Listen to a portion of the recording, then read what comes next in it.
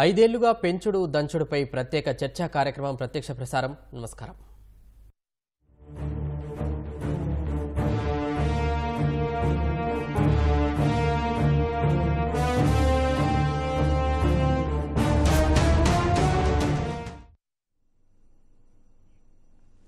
నమస్కారం. ప్రత్యేక చర్చా కార్యక్రమానికి స్వాగతం. ప్రతిపక్ష నేతగా ఉన్నప్పుడు జగన్నోట ఒక పాపులర్ డైలాగ్ వినిపించేది, బాదుడే బాదుడు అంటూ. ఆరున్నొక రాగం తీసి ఊరు వాడ యాగి చేశారు. అప్పటి సీఎం చంద్రబాబు ధరలు పెంచి ప్రజలను పీల్చి పిప్పి చేస్తున్నారని పదే పదే ప్రచారం చేశారు. కాలం కలిసి వచ్చి ఆయన ముఖ్యమంత్రి కూడా అయ్యారు. 2019 నుంచి ఆయన చేసిందేంటి, ఏ ధరలు పెంచారు, ఎంత దంచారు? జగనన్న పాలన పట్ల జనం సంతోషంగా ఉన్నారా? ఇంటి బడ్జెట్ నిర్వహించే ఆడపడుచులు పెరిగిన ధరలపై ఏమంటున్నారు? ఆయన సంక్షేమం అంతా ఒక బూటకం, పేదలపై జగన్ ప్రేమంతా నాటకం అని ఎందుకు అనాల్సి వస్తుంది? జనాల్ని ఇంతగా బాది వదిలిన జగన్ను ఈ ఎన్నికల్లో జనం ఏం చేయాలి? ఇదే అంశంపై నేడు ప్రత్యేక చర్చలో పాల్గొంటున్నారు జమలయ్య గారు, పౌర సరఫరాల నిపుణులు, అలాగే మహమ్మద్ గారు, ప్రైవేట్ ఉపాధ్యాయులు, వినిల్ గారు, సామాజిక కార్యకర్త. చర్చలోకి వెళ్లే ముందు ఒకసారి 5 ఏళ్ల జగన్ పాలనలో పేదల బతుకులు ఎలా చితికిపోయాయో, పన్నులు, ఛార్జీలు, ధరల భారాలు వాళ్ళని ఎంతగా కుంగదీసాయో చూద్దాం. డీజిల్ విపరీతంగా పెరిగిపోయింది. పెట్రోల్ డీజిల్ ఎప్పుడైతే పెరిగిందో నిత్యావసర వస్తువుల ధరలు ఆటోమేటిక్గా పెరిగిపోతాయి. కందిపప్పు కొనుక్కోలేకపోయినటువంటి పరిస్థితి, మినపప్పు కూడా అలాగే ఉంది. ఆయిల్ కూడా చాలా ఘోరంగా పెరిగిపోయినటువంటి పరిస్థితి ఉంది. పప్పుల రేట్లు పెరిగిపోయాయండి. కందిపప్పు మొత్తం తినడమే మానేసాం. కాయగూరల రేట్లు పెరిగిపోయినాయి, ఉల్లిపాయల రేట్లు పెరిగిపోయినాయి, కనీసం చింతపండు కూడా రేట్లు పెరిగిపోయినాయండి. సంక్షేమ పథకాలు ఇచ్చినందుకు మళ్ళీ ఇవే అండి, వీటి మీద వేస్తారా రేట్లు? కూరగాయల ధరలు చాలా రేట్లు పెరిగిపోతున్నాయి. మేము కొనుక్కోవాలంటే చాలా ఇబ్బందిగా ఉంటుంది. కరెంటు బిల్లు కూడా చాలా దారుణంగా వస్తుంది. అన్ని ధరలు పెరిగిపోయినాయండి. పేదవాళ్ళు బతకాలంటే కష్టంగా ఉంది. కాయగూరలో మొత్తం ఫీజు రేటు అన్ని పెంచేశారు.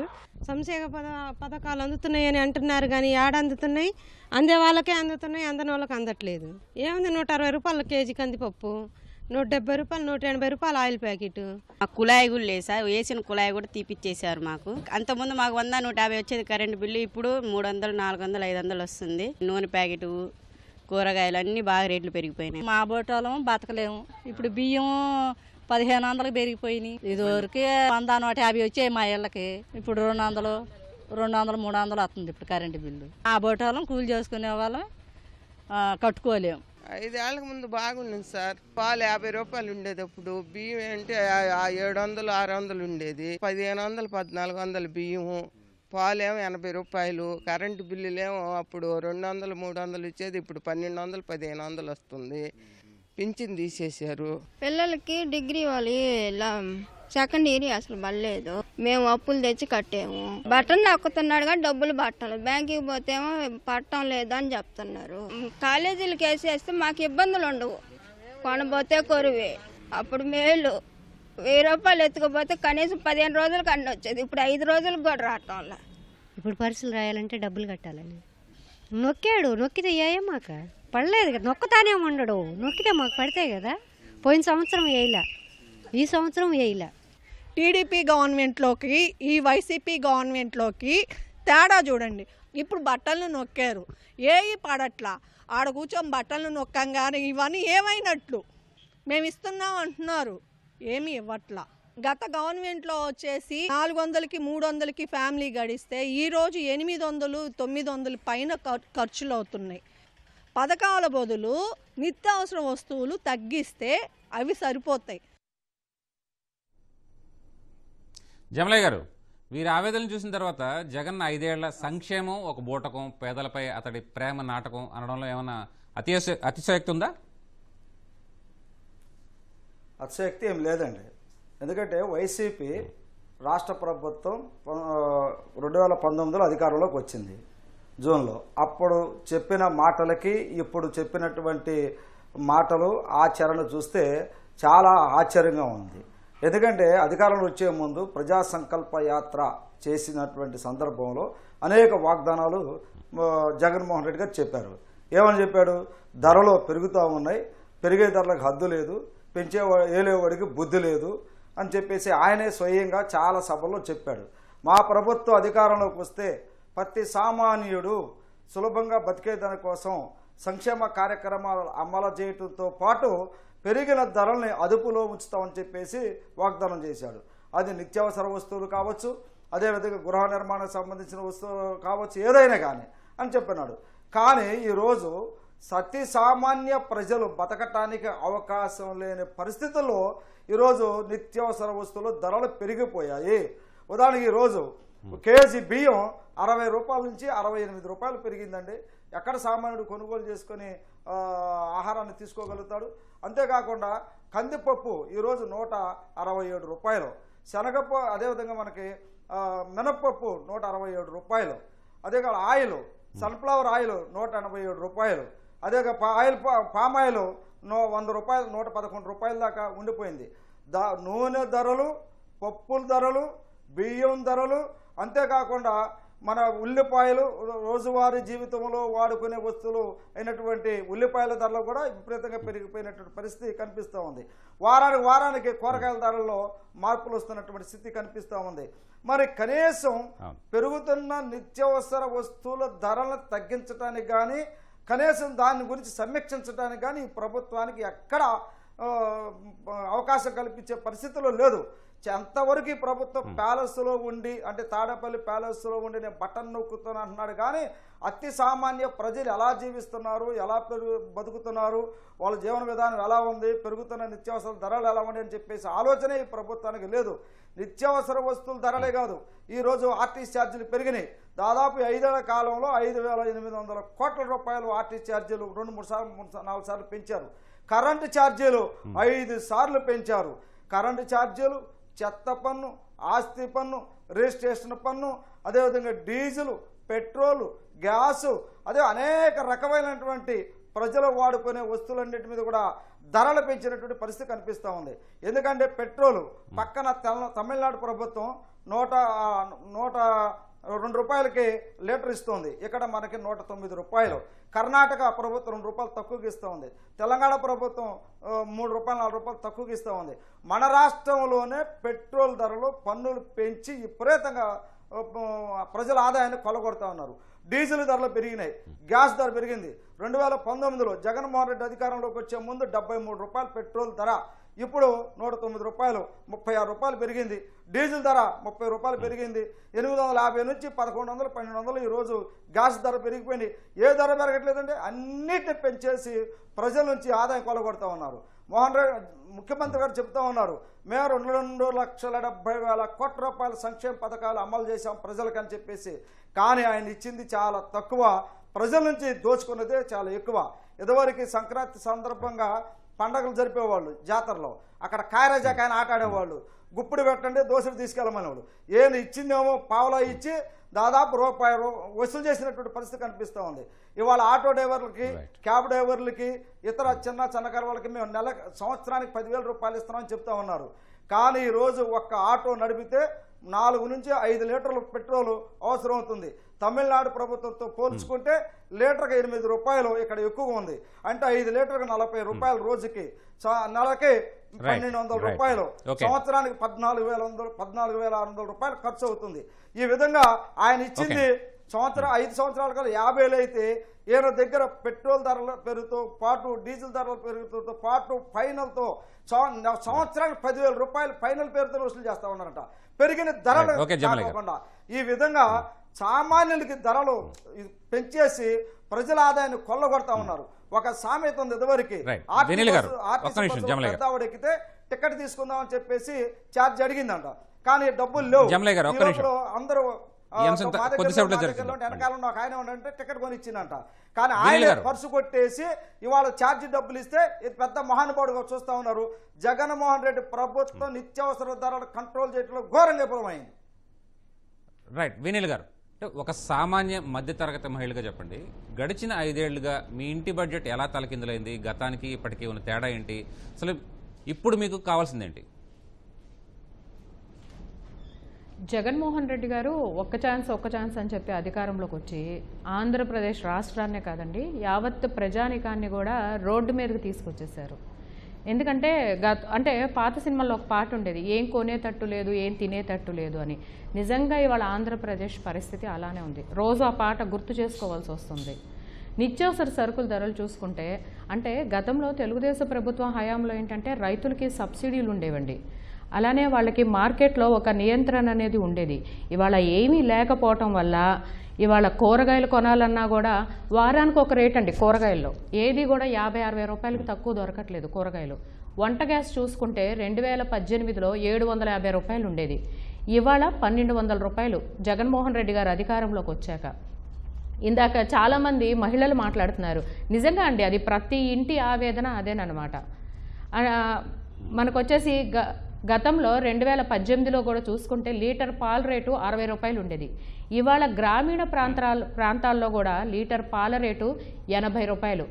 అదే టౌన్లో సిటీల్లో అయితే కనుక 100 రూపాయల దాకా ఉంది.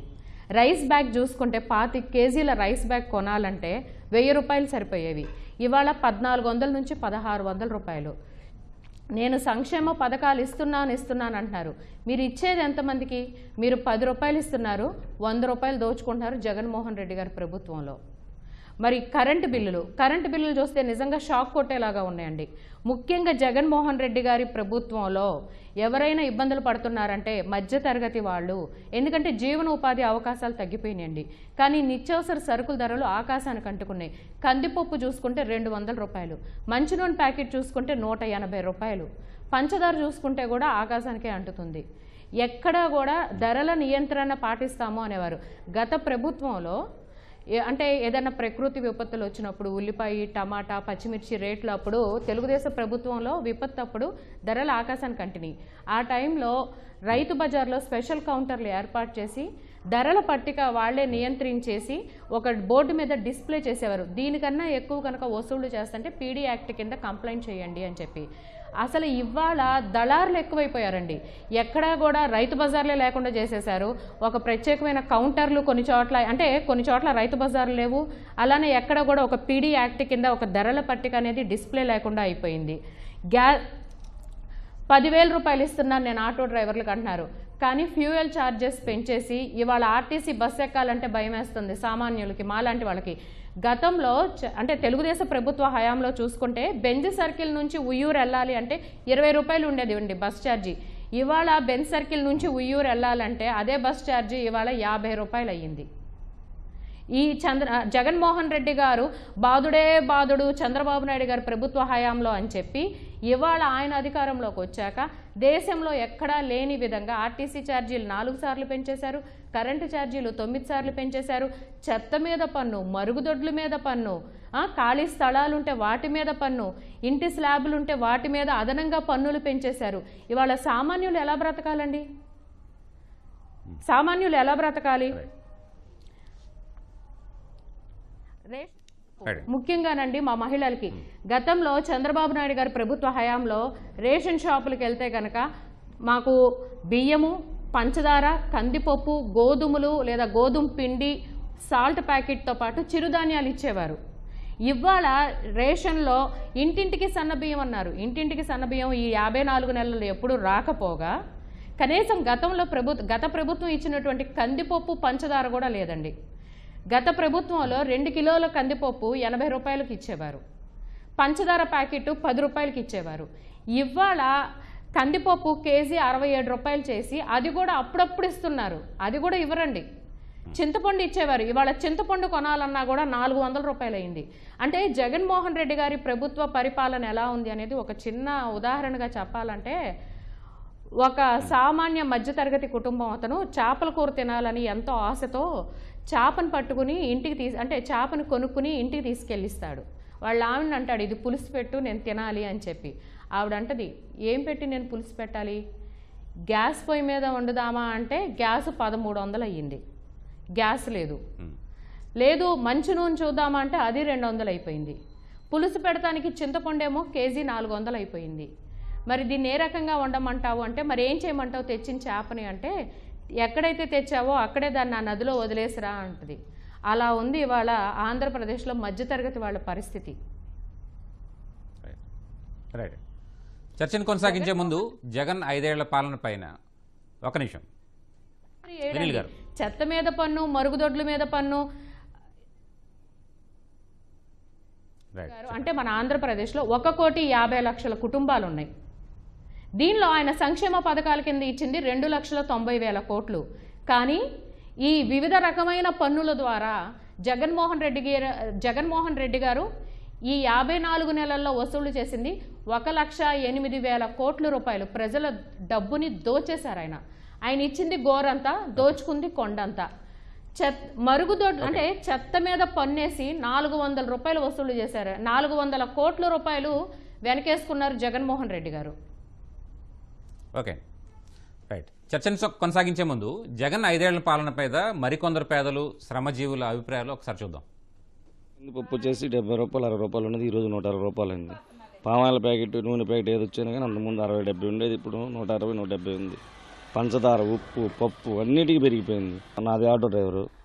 ఆటో ఇంతకుముందు ట్యాక్సీలు 10,000 ఇస్తున్నాడు ఇయటానికి. దానికి ఇన్సూరెన్స్ ఎంత ఇంతకుముందు 2,000 1,500 ఉండేది, ఇవాళ 7,000 8,000. పట్టా ఇచ్చారు, సర్వే నెంబర్ ఇచ్చారు, ఫ్లాట్ ఏది దాన్ని అడిగితే కేసులు. అన్నిటికీ పెరిగిపోయినాయి. అన్నిటికీ సామాన్యుడు బతకాలంటే బతకలేడు. ఉచిత ఇసుక వచ్చే ఉండేది ఇంతకు ముందు, దాన్ని డబ్బులు పెట్టడం జరిగింది. నిర్మాణ రంగం కుదేలైపోయింది. ఈ రోజు చేసుకుని తినే వాళ్ళకి చాలా బతుకు భారమయ్యి వలసలు పోతా ఉన్నారు. ఈ ప్రభుత్వము దోచుకోవడం, దాచుకోవడం తప్ప వేరే ఏమీ చేయడం లేదని చెప్పి ఈ సందర్భంగా తెలియజేస్తా ఉన్నాను. జగన్మోహన్ రెడ్డి గారు బటన్ నొక్కుతున్నా అని ప్రతిదానికి బటన్ నొక్కుతున్నా అంటున్నాడు. కానీ పొద్దునకి బటన్ నొక్కి సాయంత్రం కల్లా మనతో 10 రూపాయలు నొక్కితే 20 రూపాయలు తీసుకునేటట్టు ఈ జగన్మోహన్ రెడ్డి ప్రభుత్వం వ్యవహరిస్తుంది.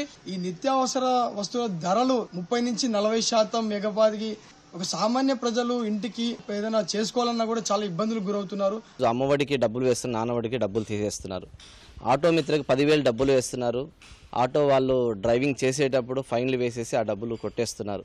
ఈరోజు ఈ ట్యాక్సులతో బాధుడితో ప్రజలను చాలా ఇబ్బంది పడుతున్నారు. ఆయన ఇచ్చిన హామీ ఏంటి, ఆయన చేసే పనులు ఏంటి, ఇక్కడ ఇవన్నీ ప్రజలు చూస్తున్నారు, గమనిస్తున్నారు. వైసీపీ ప్రభుత్వం వచ్చిన తర్వాత 3 సార్లు కరెంటు బిల్లు పెంచారన్న. ఉప్పు, కందిపప్పు, పెసరపప్పు, ఏది ఆయిల్ చూసుకుంటే కూడా పెంచారన్న. ఈ చేత్తో ఇచ్చి ఈ చేత్తో దోచుకున్నట్టుందన్న ఈ ప్రభుత్వం. ఈ గవర్నమెంట్ వచ్చిన తర్వాత ధరలు విపరీతంగా పెరిగిపోయాయండి. ఇది ప్రజలందరూ గమనించారు. ఈ పరిస్థితి నుంచి మార్పు రావాలని జనాలు కూడా కోరుకుంటున్నారు. ఆర్టీ ఛార్జీలు కూడా ఉన్నాయి, విపరీతంగా పెరిగావి. 3 సార్లు పెరిగావి ఆర్టీ ఛార్జీలు. సామాన్యమైన మానవుడు బస్సులో ప్రయాణించడానికే భయపడుతున్నారు ఛార్జీల వంక. కరెంటు బిల్లులు కూడా ఉన్నాయి, విపరీతంగా పెంచడం జరిగింది. మహమ్మద్ గారు, అంటే 2.7 లక్షల కోట్ల రూపాయలు బటన్ నొక్కి ప్రజల ఖాతాల్లో వేశానని చెప్పుకునే ముఖ్యమంత్రి జగన్ సంక్షేమం అంతా నిజమైతే ప్రజల ఈ బాధలు ఎందుకు? వీటికి కారణం, బాధ్యత ఎవరు? ఇది $1000 ప్రశ్న అండి. మొత్తం ఈ రాష్ట్రంలో ఉన్న 5 కోట్ల మంది ఇదే అభిప్రాయంతో ఉన్నటువంటి పరిస్థితి ఉంది. ఎందుకంటే జగన్మోహన్ రెడ్డి గారు ఈ 5 సంవత్సరాల్లో నేను కరోనాలో సైతం ఇంటింటికి డబ్బులు ఇచ్చాను, 130 సార్లు బటన్ నొక్కాను, 130 సార్లు ప్రజల ఖాతాల్లోకి డబ్బులు వేశాను అనేది మాత్రమే చెబుతున్నారు. 130 సార్లు డబ్బులు వేసింది నిజం. కరోనాలో కూడా సంక్షేమ పథకాలు అమలు చేసింది కూడా నిజం. కానీ నవరత్నాలలో వేసారు తప్ప 100 రకాల సంక్షేమ కార్యక్రమాలు గత ప్రభుత్వాలు నిర్వహించేవి. 100 రకాల సంక్షేమ పథకాలు అమలయ్యేవి. ఆ సంక్షేమ పథకాలన్నింటినీ కోతపెట్టింది కూడా నిజమే. సాధారణమైన ఒక మానవుడు ఆంధ్రప్రదేశ్లో తాను సాధారణంగా జీవించుకోవడానికి తనకు కావలసినటువంటి అన్ని రకాల వస్తువులు సహజంగా జరిగిపోయేవి. ఈరోజు సాధారణమైనటువంటి మనిషి ఆంధ్రప్రదేశ్లో బతకాలి అంటే ఈ రాష్ట్ర ప్రభుత్వం ఇస్తున్నటువంటి సంక్షేమ పథకాలు కేవలం తాను బతకడానికి కూడా ఉపయోగం సరిపోనటువంటి పరిస్థితి ఈ ప్రజలు ఇందాక మాట్లాడిన సాధారణమైనటువంటి ప్రజలు ఎవరైతే ఉన్నారో వాళ్ళ అభిప్రాయాల్లోనే మనకి ఉట్టిపడుతున్నది. అంటే నిత్యావసర వస్తువులే తినడానికి దొరక్కపోతే ఈరోజు పరిస్థితి ఏదో పాత సినిమాల్లో పైన కోడి చూడు కింద కూర చూడు తిన్నట్లుగానే కనిపిస్తుంది తప్ప వాస్తవం ఎక్కడ ఇక్కడ సాధారణ ప్రజలు తాను ఉప్పు పప్పు కొనుక్కొని బతకడానికి కూడా అవకాశం లేనటువంటి పరిస్థితి ఎందుకు నెట్టేయబడిందంటే ఇందాక చెప్పారు 9 సార్లు బస్ ఛార్జీలు, కరెంటు ఛార్జీలు పెంచినటువంటి ఈ ప్రభుత్వం బహుశా భారతదేశంలో ఆంధ్రప్రదేశ్ చరిత్రలో ఇన్నిసార్లు ఒక్క రాష్ట్ర ప్రభుత్వం 5 ఏళ్ల పాలనలో కరెంటు ఛార్జీలు, బస్ ఛార్జీలు పెంచినటువంటి పరిస్థితి ఇప్పటిదాకా ఎప్పుడు చూడలేం. ఒక 10 రూపాయలు 5 రూపాయలు ఉన్నటువంటి టికెట్ ఈరోజు 20 రూపాయలు అయిపోయినటువంటి పరిస్థితి. ఇందాక మాట్లాడిన మిత్రులు చాలామంది చెప్పింది పల్లె వెలుగు బస్సుల గురించి. మీరు సూపర్ లగ్జరీల గురించి మాట్లాడితే ఇంకా భయంకరంగా ఉంటుంది. 200 ఉన్నటువంటి బస్ ఛార్జ్ ఈరోజు 500-600 రూపాయలు పెరిగిపోయినటువంటి పరిస్థితి. ఏదైనా బంధువులు పక్క జిల్లాలో ఉన్నారంటే కొంత మంచి బస్సు ఎక్కాలంటే ఈ రాష్ట్రంలో ఎవరు బస్సు ఎక్కనటువంటి పరిస్థితి. నేను చెప్పడం కాదు, ఈరోజు మీరు ఆర్టీసీలో ఉన్నటువంటి కండక్టర్ల యొక్క వాళ్ళు ఏదైతే రోజువారీ ప్రజలు ఏ బస్సులు ఎక్కుతున్నారని చూస్తే ఒక రకమైనటువంటి బస్సు ఎక్కడానికి కూడా భయపడిపోతున్నటువంటి పరిస్థితి. ఎంత దూరమైనా పర్లేదు, పల్లె వెలుగులో పోతే కనీసం చేరుకుంటాము, ఈ డబ్బులు కట్టలేనటువంటి పరిస్థితి ఏర్పడినట్లుంది. అంటే ఏదైనా చూసుకోండి, ఈ రాష్ట్రంలో ఇసుక దగ్గర నుంచి మనం ఏది చూసినా దోచుకోవడం దాచుకోవడం తప్ప ఈ రాష్ట్రంలో ఉన్నటువంటి కొంతమంది రాజకీయ నాయకులు ఎవరైతే ఈ పార్టీకి వైఎస్ఆర్ కాంగ్రెస్ పార్టీకి దగ్గరగా తాను బంధుత్వంలో ఉన్నటువంటి వాళ్ళు ఈ రాష్ట్రానికి దోచుకోవడానికి కావలసినటువంటి అన్ని రకాల మౌలిక సదుపాయాలని వాళ్ళ కట్టబెట్టేస్తున్నటువంటి పరిస్థితి. అన్ని రకాల వనరుల్ని ప్రభుత్వం ఆధీనంలో ప్రజలకు చెందాల్సినటువంటి హక్కుని ఈరోజు హరించేస్తున్నటువంటి పరిస్థితి. గతంలో సంక్షేమ పథకాలు ఇందాక ఇచ్చాను అని చెప్తున్నటువంటి జగన్మోహన్ రెడ్డికి నేను అడుగుతున్నా. ఈరోజు గతంలో రైతులకి అనేక రకాల ఇన్పుట్ సబ్సిడీలు ఉండేవి. తాను వ్యవసాయానికి ఏదైతే వాడుతున్నటువంటి అనేక రకాల పైప్ లైన్, డ్రిప్, ఇరిగేషన్ ఇట్లాంటి అనేక వాటిలో రైతులు కొనుక్కున్నారంటే దానికి సబ్సిడీ ఉండేది. ఈరోజు సబ్సిడీలు ఏమైపోయాయి? దాని కంచూపు మేరలో మనకు కనిపించవు. మాట్లాడితే జగన్మోహన్ రెడ్డికి అద్భుతమైన పథకంగా చెప్తున్నటువంటి అమ్మఒడే నేను అడుగుతున్నాను. అమ్మఒడి ఈరోజు ప్రతి బిడ్డకి నేను ఇస్తానని మీరు చెప్పలేదా? అన్ని మీ రాజకీయ సభల్లోనూ మీరు పాదయాత్రలో కానీ ఎన్నికల సభల్లో కానీ మీరు చెప్పింది ప్రతి బిడ్డకి 15,000 ఇస్తానన్నారు. ఈరోజు ఇంట్లో 2 బిడ్డలుంటే ఈ ప్రభుత్వం 15,000 ఇస్తుందా? ఒక్కసారి ఇచ్చారు 15,000, రెండోసారికి వచ్చేలకు 14,000 కోత పెట్టారు. ఈరోజు 5వ ఈ ప్రభుత్వం 5 సంవత్సరాలు పూర్తి చేసుకుంది. ఈ రోజుకి ఈ విద్యా సంవత్సరంలో అమ్మఒడి పడలేదు. ఈరోజు ఫీజు రియంబర్స్మెంట్ పథకం ఉంది. ఈ రాజశేఖర రెడ్డి గారు, చంద్రబాబు నాయుడు గారు ప్రభుత్వం ఉన్నప్పుడు, కిరణ్ కుమార్ రెడ్డి గారు ఉన్నప్పుడు, చివరికి రోసయ్య గారు కొద్ది కాలంలో కూడా ఫీజు రియంబర్స్మెంట్ పథకాన్ని అద్భుతంగా విద్యార్థులు తానుకు సీట్ వచ్చిందంటే ఇంజనీరింగ్ కావచ్చు, ఫార్మసీ కావచ్చు, ఏదైనా కావచ్చు, తాను డైరెక్ట్గా కాలేజీకి వెళ్ళేవారు, సర్టిఫికేట్లు ఇచ్చుకునేవాళ్ళు. అది 3 సంవత్సరాలున్నా 4 సంవత్సరాలున్నా దర్జాగా స్టూడెంట్ కాలేజీకి వెళ్ళి చదువుకునే అవకాశం ఉండేది. కానీ ఈరోజు కేవలం ఒక లింకు పెట్టి నేను అమ్మ ఖాతాలోకి వేస్తున్నాను డబ్బులు అని చెప్పి ఈ రోజుకి ఈ విద్యా సంవత్సరం పూర్తి అయిపోయింది. విద్యార్థులు పరీక్షలు రాశారు, ఇంటర్మీడియట్ ఫలితాలు వచ్చాయి. ఈరోజు ఇంజనీరింగో లేదా ఇతర కోర్సుల్లో చేరాలంటే ఈరోజు ఫీజు రియంబర్స్మెంట్ గత విద్యా సంవత్సరం పూర్తి అయినా ఈ రోజుకి అన్న బటన్ నొక్కాడు కానీ అమ్మ ఖాతాలో డబ్బులు పడలేదు. ఈరోజు యాజమాన్యాలు, ప్రైవేట్ ఇంజనీరింగ్ కాలేజీల యాజమాన్యాలు చెప్తున్నాయి, మీరు కోర్సు పూర్తి చేసుకున్నారు, మీరు పాస్ అవుతారు, కానీ సర్టిఫికెట్ మాత్రం మేము ఇవ్వము. మీరు కోర్సు పూర్తి చేసుకున్నా ప్రభుత్వం ఇస్తాదో ఏదో మాకు గ్యారంటీ లేదు. మీరు అప్పు చేస్తారా, మీరు పొలాలు తాకట్టు పెట్టుకుంటారా, మీకున్నటువంటి ఏదైనా ఇల్లు తాకట్టు పెట్టుకోండి, కానీ మా ఫీజు మాకు కట్టండి. మీకు జగనన్న వేస్తే మీరే పెట్టుకోండి, కానీ అప్పటిదాకా మీ సర్టిఫికెట్లు ఇవ్వమని చెప్తున్నటువంటి పరిస్థితి. అంటే ఈ సంక్షేమ పథకాలు నేను గొప్పగా చేసేసా అని చెప్తున్నటువంటి జగన్మోహన్ రెడ్డి ప్రభుత్వానికి ఈరోజు ఒక్క కాలేజీకి మీరు రండి, మీ ఊర్లోనే మీ జిల్లాలోనే ఉన్నటువంటి ఒక్క ఇంజనీరింగ్ కాలేజ్ యాజమాన్యాన్ని అడగండి. ఈరోజు సర్టిఫికెట్లు ఎందుకు ఇప్పించలేకపోతున్నారు? పాస్ అయిన విద్యార్థులు ఈరోజు ఏదో చిన్న ఉద్యోగాలు చేసుకోవడానికైనా ఎక్కడైనా ఈ రాష్ట్రంలో ఎట్లా ఉద్యోగాలు లేవు, కనీసం పక్క రాష్ట్రాల్లోకో లేదంటే ఇతర ప్రాంతాలకు వెళ్ళి చిన్న ఒక 10,000, 12,000, 15,000 ఉద్యోగాలు చేసుకోవడానికి బయటకు వెళ్ళాలంటే ఈరోజు ఎక్కడ ఈ ఇంజనీరింగ్ కాలేజీల్లో సర్టిఫికెట్లు ఇస్తున్నారు? ఎక్కడ డిగ్రీ కాలేజీల్లో సర్టిఫికెట్లు ఇస్తున్నారు? ఎవరిచ్చే పరిస్థితి లేదు.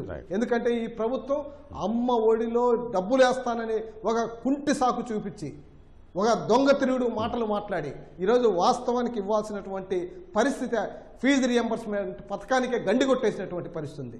దీనికి వస్తీ దీవెన అని ఇంకో పథకం ఉంది. అంటే హాస్టల్లో ఉండి ఎవరైనా ఇంజనీరింగ్ ఇతర కోర్సులు చదువుతున్నటువంటి విద్యార్థులు కాలేజ్ హాస్టల్లో ఉంటే సంవత్సరానికి ఒక 20,000 రూపాయలు అది కూడా అమ్మ ఖాతాలో వేయాలి. ఈరోజు గత 4 సంవత్సరాలుగా మనం పరిశీలిస్తే ఒక నొక్కుతారు, ఒకసారి బటన్ నొక్కుతారు, 10,000 పడతాయి. రెండో 10,000కి ఈ 2023-24 విద్యా సంవత్సరం 24లో పడుతుంది. 24లో పడాల్సింది 25 పడతాదో పడదో గతి లేనటువంటి పరిస్థితి.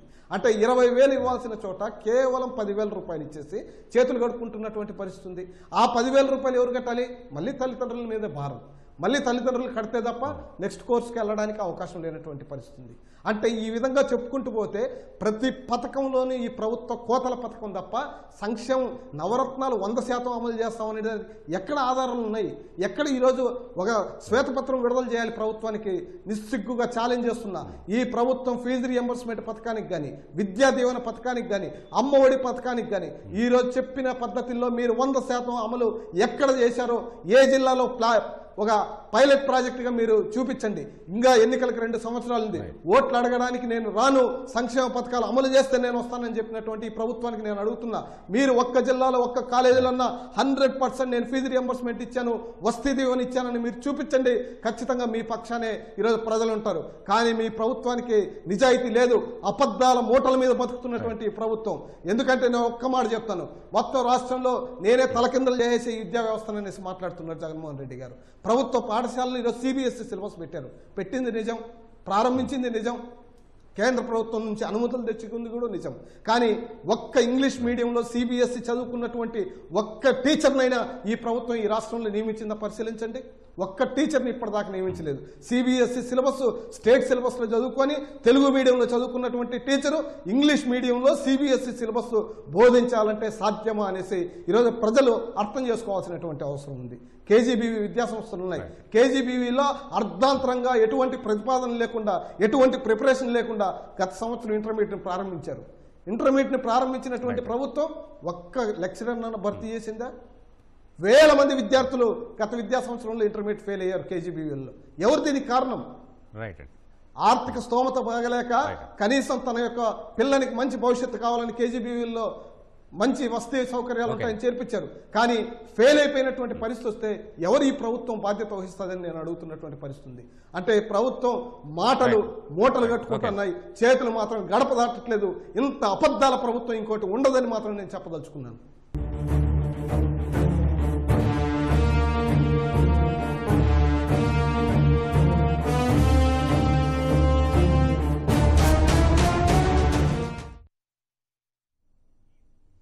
ప్రత్యేక చర్చా కార్యక్రమానికి తిరిగి స్వాగతం. జమలయ్య గారు, మీరు ఎంతో కాలంగా కార్మిక, రైతు, పౌరోద్యమంలో ఉన్నారు. మరి ఇలాంటి కష్ట సమయాల్లో ప్రజల్ని ఆదుకోవడానికి, పేదల కడుపు నింపడానికి పెట్టినటువంటి పౌర సరఫరాలు రేషన్ వ్యవస్థ ఎలా పనిచేస్తుంది? రేషన్పై అసలు సరుకుల పంపిణీ ఎలా ఉంది?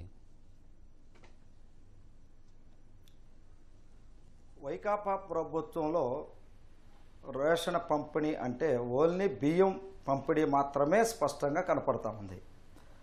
గతంలో తెలుగుదేశం ప్రభుత్వ అధికారంలో ఉన్నప్పుడు కందిపప్పు, బియ్యం, పంచదార, అప్పుడప్పుడు గోధుమ పిండి, ఇతర కొన్ని ఐటమ్స్ ఇచ్చేవాళ్ళు. కానీ వైకాపా ప్రభుత్వంలో మీరు ఈ 5 ఏళ్ల కాలాన్ని మొత్తం పరిశీలిస్తే మొదట్లో వాళ్ళు చెప్పింది ఏంటి? మేము నాణ్యమైన బియ్యం ఇస్తాం, సన్న బియ్యం ఇస్తాం, అదేవిధంగా 10 కేజీల చొప్పున ఒక బ్యాగ్ తయారు చేసి ఇంటికి తీసుకొచ్చి ఇస్తాం, దానికి వెహికల్స్ ఏర్పాటు చేస్తాం, మీరు మీ ఇంటికి ముందుకే ఆహారాన్ని తీసుకొచ్చిస్తాం అన్నట్టు పద్ధతుల్లో వాగ్దానాలు చేశారు, హామీలు ఇచ్చారు. కానీ ఆచరణగా ఈరోజు పరిశీలిస్తే బియ్యం మాత్రమే ప్రజలకు అందుతున్నాయి. పంచదార లేదు, కందిపప్పు లేదు, అప్పుడప్పుడు ఇచ్చే గోధుమలు లేవు, శనగలు లేవు, ఏది లేదు. మరి ప్రజలు ఏం తిని బతుకుతారు? ఎలా జీవిస్తారు? ఎలా ఆరోగ్యంగా ఉండగలుగుతారు? ఎలా వాళ్ళు కష్టించి పనిచేయగలుగుతారు అనే ధ్యాస, దృష్టి ఈ ప్రభుత్వానికి లేదు. ప్రజా పంపిణీ వ్యవస్థలో అమలుపరచడంలో, దాన్ని బలపరచడంలో, ప్రజలందరికీ ఆహార భద్రతను కల్పించడంలో ఈ ప్రభుత్వం తన చేతకాని అసమర్థత స్పష్టంగా కనపడతా ఉంది. మరి అంతకుముందు తెలుగుదేశం ప్రభుత్వం ఉన్న టైంలో సంక్రాంతి పండుగ వస్తే సంక్రాంతి కానుక పేరుతో కొన్ని సరుకులు ఇచ్చేవాళ్ళు. ఆ పండగ పూటైనా శుభ్రంగా భుజించేవాళ్ళు. అదేవిధంగా క్రిస్టమస్ పండుగ వచ్చినప్పుడు క్రిస్టమస్ కానుక అనే పేరుతో కొన్ని ఇచ్చేవాళ్ళు. రంజాన్ పండుగ వచ్చినప్పుడు రంజాన్ తోపా పేరుతో కొన్ని సరుకులు ఇచ్చేవాళ్ళు అదనంగా కూడా, అంటే రెగ్యులర్గా ఇచ్చే బియ్యం కాకుండానే. కానీ ఇప్పుడు వైకాపా ప్రభుత్వం వచ్చిన తర్వాత ఎన్ని ఎత్తేసింది, ఒక్క బియ్యం మాత్రమే ఇస్తుంది. ఆ బియ్యం కూడా సకాలంలో వస్తుందా అని గ్యారెంటీ లేదు. ఇప్పుడు వాళ్ళు ఏం చేశారు? రేషన్ డీలర్ని నామాత్రం చేసి వెహికల్ ఏర్పాటు చేసి వెహికల్ ద్వారా ఇంటికి తీసుకొచ్చిస్తామంటున్నారు. గతంలో రేషన్ షాప్ దగ్గరికి అయితే ఆ ప్రజలు తమ అవసరమైనప్పుడు ఖాళీగా ఉన్నప్పుడు వెళ్ళి తెచ్చుకునేవాళ్ళు. ఇప్పుడు ప్రతి సందుకి ప్రతి గొంతుకి బండి వస్తుందని చెప్తున్నారు. అది ఉదయం వచ్చిద్దా, మధ్యాహ్నం వచ్చిద్దా, సాయంత్రం వచ్చిద్దా అనే సమయం మాత్రం లేదు. అది సకాలంలో రాదు, బియ్యం అందం, అనేకటువంటి ఇబ్బంది పడుతున్నారు. ఏ రోజైనా ఈ ప్రభుత్వం కానీ ఈ ప్రభుత్వ నేతలు కానీ అక్కడ గెలిచిన ప్రజాప్రతినిధులు కానీ ఈ ప్రజా పంపిణీ వ్యవస్థ ఎలా ఉంది, ఏంటి, మీకు అన్నీ అందుతున్నాయా లేదా అని చెప్పి సమీక్షించిన పరిస్థితి కూడా లేదు. గతంలో ఒక సివిల్ సప్లై వాళ్ళు ఒక కమిటీ ఏర్పాటు చేసేవాళ్ళు తాలూకా కేంద్రంలో. ఏది పంపిణీ ఎలా అమలు జరుగుతుంది ఏంటి అనేది అన్ని రాజకీయ పార్టీల యొక్క ప్రతినిధులతోనూ అదేవిధంగా ప్రజాప్రతినిధులతోనూ ఉండేవాళ్ళు. కానీ ఇప్పుడు అటువంటి మానిటరింగ్ లేదు, అటు సూపర్వైజర్ కూడా లేదు. అంటే ఒకరు చెప్పాలంటే ప్రభుత్వం ఇస్తే బియ్యం లేకపోతే లేనట్టుగా వ్యవహరిస్తున్నటువంటి తీరు కనిపిస్తూ ఉంది. ఈరోజు ఆరోగ్యం ఉన్నటువంటి ప్రతి మనిషి నెలకి 10 కేజీలు బియ్యం తింటాడు. కానీ రాష్ట్ర ప్రభుత్వం ఒక నలుగురికి 20 కేజీలు ఇచ్చేసి గడుపుకోమంటున్నారు. కానీ ఎట్లా సాధ్యం? అందుకనే అంతేకాకుండా ఇప్పుడు ఇస్తున్న బియ్యం కూడా చాలా లావు బియ్యం, ఉడికితే ఉడకనటువంటి బియ్యం కూడా ఇస్తున్నారు. అది న్యాయమైన బియ్యం కాదు, అది సన్న బియ్యం అంతకన్నా కాదు. మరి ఏ విధంగా మనిషి సంపూర్ణంగా ఆరోగ్యంగా ఉండగలుగుతాడు? ఈ వ్యాధులు, అదేవిధంగా ఈ జబ్బులు, ఈ రోగాల నుంచి ఎలా తట్టుకోగలుగుతాడు? అందుకని అతనికి పౌష్టికమైన ఆహారాన్ని ఇవ్వాలని చెప్పేసి ఎన్నో అధ్యయనాలు, ఎన్నో నిపుణులు కమిటీలు కూడా చెబుతా ఉన్నాయి. కానీ ఆ దిశగా ప్రభుత్వం ఎక్కడ అనిపించట్లేదు. కానీ ఆయన ప్రజా సంకల్ప యాత్ర కానీ ఆ తర్వాత జరిగినటువంటి ప్రభుత్వ మీటింగుల్లో కానీ ప్రజలకి వాళ్ళ ఆరోగ్యానికి వాళ్ళ పౌష్టికాహారాన్ని మేము పెస్టిసైడ్ ఇచ్చే పద్ధతుల్లో అందజేస్తామని చెప్పేసి అనేక మాటలు చెప్పడం అయితే జరిగింది. ఆచరణలో అది ఎక్కడా కనపడతలేదు. అదే కేరళలో అక్కడ ఉన్న వామపక్ష ప్రభుత్వం 16 రకాల నిత్యావసర వస్తువులు ఇచ్చేది. కానీ ఇక్కడ లేదు. మన రాష్ట్రంలో పేద వ్యవసాయ కార్మికులు, పేద రైతులు, అసంఘటిత కార్మికులుగా ఉన్నవాళ్ళు వీళ్ళందరూ ఈ ప్రజా పంపిణీ వ్యవస్థ ద్వారా అందుతున్న బియ్యం మాత్రమే అందుతున్నాయి తప్ప మిగతా అందట్లేదని చెప్పేసి చెబుతూ ఉన్నారు. మరి ఉదాహరణకి పశ్చిమ గోదావరి జిల్లాలో గతంలో కందిపప్పు ఇచ్చేవాళ్ళు, ఇవ్వలేదు. అంటే రాష్ట్రం మొత్తం లేదు, అక్కడ లేదు. అక్కడ పరిశీలిస్తే ఈ రాష్ట్ర ప్రభుత్వం కేజీ కందిపప్పుని 167 రూపాయలు కొనుగోలు చేసింది. కానీ యాక్చువల్గా ఆ సమయంలో ఉంది కేజీ 97 రూపాయలు మాత్రమే. అంటే ప్రజా పంపిణీ వ్యవస్థ పేరుతో కొన్ని వస్తువులు కొనుగోలు చేసి టెండర్స్ పిలిచి కొన్ని కోట్ల రూపాయలు దిగిమింగినటువంటి చరిత్ర ఈ వైకాపా ప్రభుత్వానికి ఉన్నది. అంతేకాకుండా ప్రభుత్వం నిత్యావసర వస్తువులు అందించకపోవటం వల్ల ధరలు పెరిగి బయట మార్కెట్లో కొనలేని స్థితి ఈరోజు ప్రజలు కనపడతా ఉన్నది. ఇందాక మనం అనుకున్నట్టుగా కందిపప్పు కానీ, అదే పప్పులు కానీ, నూనెలు కానీ, బియ్యం కానీ, కూరగాయలు కానీ, అదేవిధంగా ఏ వస్తువు చూసుకున్నా మనకి సబ్బులు, అదే మీరు అనుకుంటా ఉన్నా ఓన్లీ నిత్యావసర వస్తువులు అయ్యే కాదు. ఈరోజు పేస్ట్ సంబంధించి, బ్రష్ సంబంధించి, సోపులు సంబంధించి, కోకోనట్ కొబ్బరాయిలకు సంబంధించి ఇవన్నీ కూడా ఈరోజు నిత్యావసర వస్తువులుగా మారిపోయినటువంటి స్థితి ఉన్నది. అవన్నీ కూడా అందుబాటులో లేవు. జమలే గారు ఇక్కడ రేషన్ దుకాణాల నుంచి సరిగ్గా ఇవ్వటం లేదు. రాష్ట్ర ప్రభుత్వం కోట్లు ఖరీదు చేసి ఎండియూలు ఖరీదు చేసింది. మరి వాటి వల్ల ఏమైనా ఉపయోగం లేదా? అసలు ఈరోజు ప్రభుత్వం మొబైల్ వెహికల్స్ ఏర్పాటు చేసింది, దానివల్ల ఫలితం అక్కడ కూడా కనపడతలేదు. ఎవరన్నా ప్రజలు ఆ మొబైల్ వెహికల్స్ ద్వారా బియ్యం అందుతున్నటువంటి సరుకులు తీసుకుంటున్నటువంటి వాళ్ళని అడిగితే చెప్తారు దీనివల్ల ఏం ఫలితం ఉంది, ఏం ప్రయోజనం ఉంది అంటే నాకు కూడా రేషన్ కార్డు ఉంది, నాకు బియ్యం తప్ప మరొకటి ఎవరు. అది గతంలో ఒకసారి ఒక పాయింట్ ఉండేది, రేషన్ డీలర్ మేము అక్కడికి తెచ్చుకునేవాళ్ళం. ఇప్పుడు అది ఎప్పుడు వచ్చిద్దా ఆ వెహికల్, ఎప్పుడు అందజేస్తారా, ఏ సమయంలో వచ్చిద్దా అని చెప్పేసి పడికాపులు పడాల్సినటువంటి అవసరం ఉన్నది. అదే సామాన్య ప్రజలైతే ఒక పూట కూలి మానుకోవాల్సి వస్తుంది, ఒక పూట పని మానుకోవాల్సి వస్తుంది వాళ్ళు ఇచ్చే బియ్యం కోసం. మరి ఎందుకు అంత ఆవేదన పెట్టడం, అంత హింస పెట్టడం, అంత సమస్యలు సృష్టించడం ఎందుకు? ఈ ప్రభుత్వం ప్రజా పంపిణీ వ్యవస్థనే బలపరుస్తామన్నారు, అది డోర్ డెలివరీగా తీసుకొచ్చి పెడతామన్నారు. కానీ ఎక్కడ ఆ సంచులతో బియ్యం ఇచ్చిన పరిస్థితి కానీ, వెహికల్స్ ద్వారా సకాలంలో ఇచ్చినటువంటి పరిస్థితి కానీ, నాణ్యమైన బియ్యం ఇచ్చిన పరిస్థితి కానీ, సన్న బియ్యం ఇచ్చినటువంటి పరిస్థితి కానీ ఎక్కడ కనపడతలేదు. బయట కొనుక్కోవాల్సి వస్తుంది అన్నీ కూడా. అందుకనే ప్రజా పంపిణీ వ్యవస్థ ఘోరంగా ఈ ప్రభుత్వం విఫలమైంది అమలుపరచడంలో, సకాలంలో రైస్ని అందించడంలో విఫలమైంది.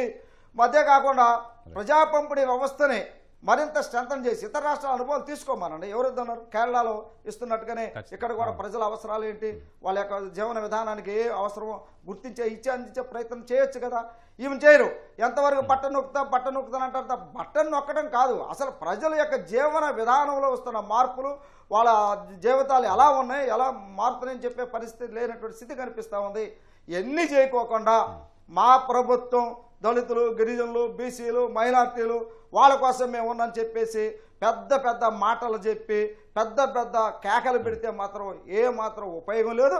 అందుకనే ఈరోజు అసంఘటిత కార్మికులు కానీ, వ్యవసాయ కార్మికులు కానీ, పేద రైతులు కానీ, ఒకరని చెప్పాలంటే మధ్యతరగతి రైతాంగం కూడా తీవ్రమైనటువంటి ఇబ్బంది పడుతున్నటువంటి ఈ ప్రభుత్వం కాలంలో కనపడుతూ ఉంది. ఇదేమరా కర్మరా బాబు అని చెప్పేసి అనుకుంటా ఉన్నారు. ఈ కర్మని భరించే స్థితిలో ఈరోజు సామాన్య ప్రజలు లేరు. ప్రజా పంపిణీ వ్యవస్థ లబ్ధిదారులు ఎవరైతే ఉన్నారో వాళ్ళు లేరు. ఈ ప్రభుత్వం పోవాలి, ఈ విధానం మారాలి. ఆ ప్రజా పంపిణీ వ్యవస్థ ద్వారా 4 సరుకులు పెంచి అదేవిధంగా అందుబాటులో తీసుకొస్తే బాగుంటుందని చెప్పేసి ఆలోచనతో ఈరోజు ప్రజలు ఉన్నారు. కానీ ప్రజల ఆలోచన కానీ ప్రజల యొక్క సమస్యను కానీ ఈ ప్రభుత్వం పట్టించుకునే స్థితిలో లేదు. ఎంతవరకు 175 సీట్ల మీద సాధించాలన్న ఆలోచన తప్ప ఈ 175 సీట్లు రావడానికి ప్రజలకు మనం ఏం చేసామనేది ఎక్కడ సమీక్ష లేదు. నా మాటే శాసనం, నా మాటే శిలాశాసనం అనే పద్ధతిలో జగన్మోహన్ రెడ్డి గారు అప్రజాస్వామిక పద్ధతిలో వ్యవహరిస్తూ ఉన్నాడు. ఆయన నేతృత్వంలో నియంతృత్వం వ్యవహరిస్తున్నటువంటి తీరు కనిపిస్తుంది తప్ప ఏ శాఖ బలహీనంగా ఉన్నది, ఏ వ్యవస్థ బలహీనంగా ఉన్నది, ప్రజా పంపిణీ వ్యవస్థను ఎలా బలపరచాలని ప్రతిపక్షాలతో మాట్లాడడం లేదు, ప్రజా సంఘాలతో మాట్లాడడం లేదు, ప్రజా ప్రతినిధులతో కూడా ఎక్కడ మాట్లాడినటువంటి స్థితి లేదు. ఏ అమ్మని అడిగినా, ఏ అక్కని అడిగినా, ఏ అవ్వని అడిగినా, ఏ తాతని అడిగినా వాళ్ళు చెప్పేదేదో ఒకటే మాత్రం, ఈ ప్రభుత్వం ప్రజా పంపిణీ వ్యవస్థ ద్వారా నిత్యావసర వస్తువుల ధరల్ని అందించే విషయంలో, కంట్రోల్ చేసే విషయంలో సరిగా లేదు, విఫలమైంది.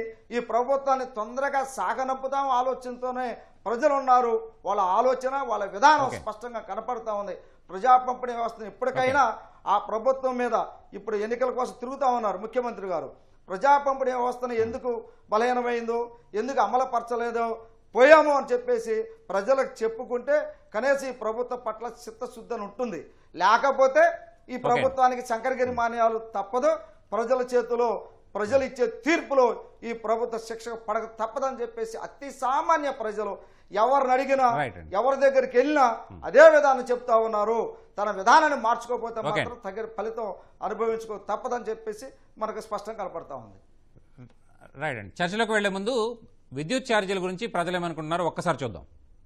450 నుంచి 500, 550 వరకు కరెంటు బిల్ వస్తుండే నా షాప్ కి. ఇప్పుడు 1400, 1500 వరకు వస్తుంది. మా ఇంట్లో కూడా పర్ మంత్ 600 నుంచి 650, 700 వరకు కరెంటు బిల్ వచ్చేది. ఇప్పుడు 1400, 1500 అయిపోయింది. మొత్తం డబల్ అయిపోయినాయి. సంక్షేమం అంటే ఇదేనా? మీరు అధిక రేట్లు పెట్టుకుని ఏదో ఆ సంక్షేమ పథకం, ఈ సంక్షేమ పథకం అని చెప్పి జనాలను రక్తం పీలుస్తున్నారు. అది మీకు తెలుస్తుందా లేదో కానీ మాకైతే అనుభవించే వాళ్ళకైతే బాగా తెలుస్తుంది. అమ్మో కొడతారక అనే రీతిలో, అమ్మో కరెంటు బిల్ అనే రీతిలో భయపడే పరిస్థితి ఏర్పడతానని చెప్పేసి మేము భయపడతా ఉన్నాం. పేదల కళ్ళల్లో వెలుగు చూస్తానని చెప్పి ఈ రోజు ఆ వెలుగులనే ఆర్పే పరిస్థితిలో ఈ రోజు ఈ జగన్మోహన్ రెడ్డి ప్రభుత్వం చేస్తున్నది. 4-5 రకాలుగా ఆ ట్యాక్సులు విధించి వాస్తవంగా కరెంటు వాడకుందే 400, 500 ఉంటే ట్రూ యాప్ ఛార్జెస్ తో కలిపి 2000. కరెంటు స్విచ్ చేస్తేనే షాక్ కొట్టే పరిస్థితి, బిల్లు చూస్తే షాక్ కొట్టే పరిస్థితి.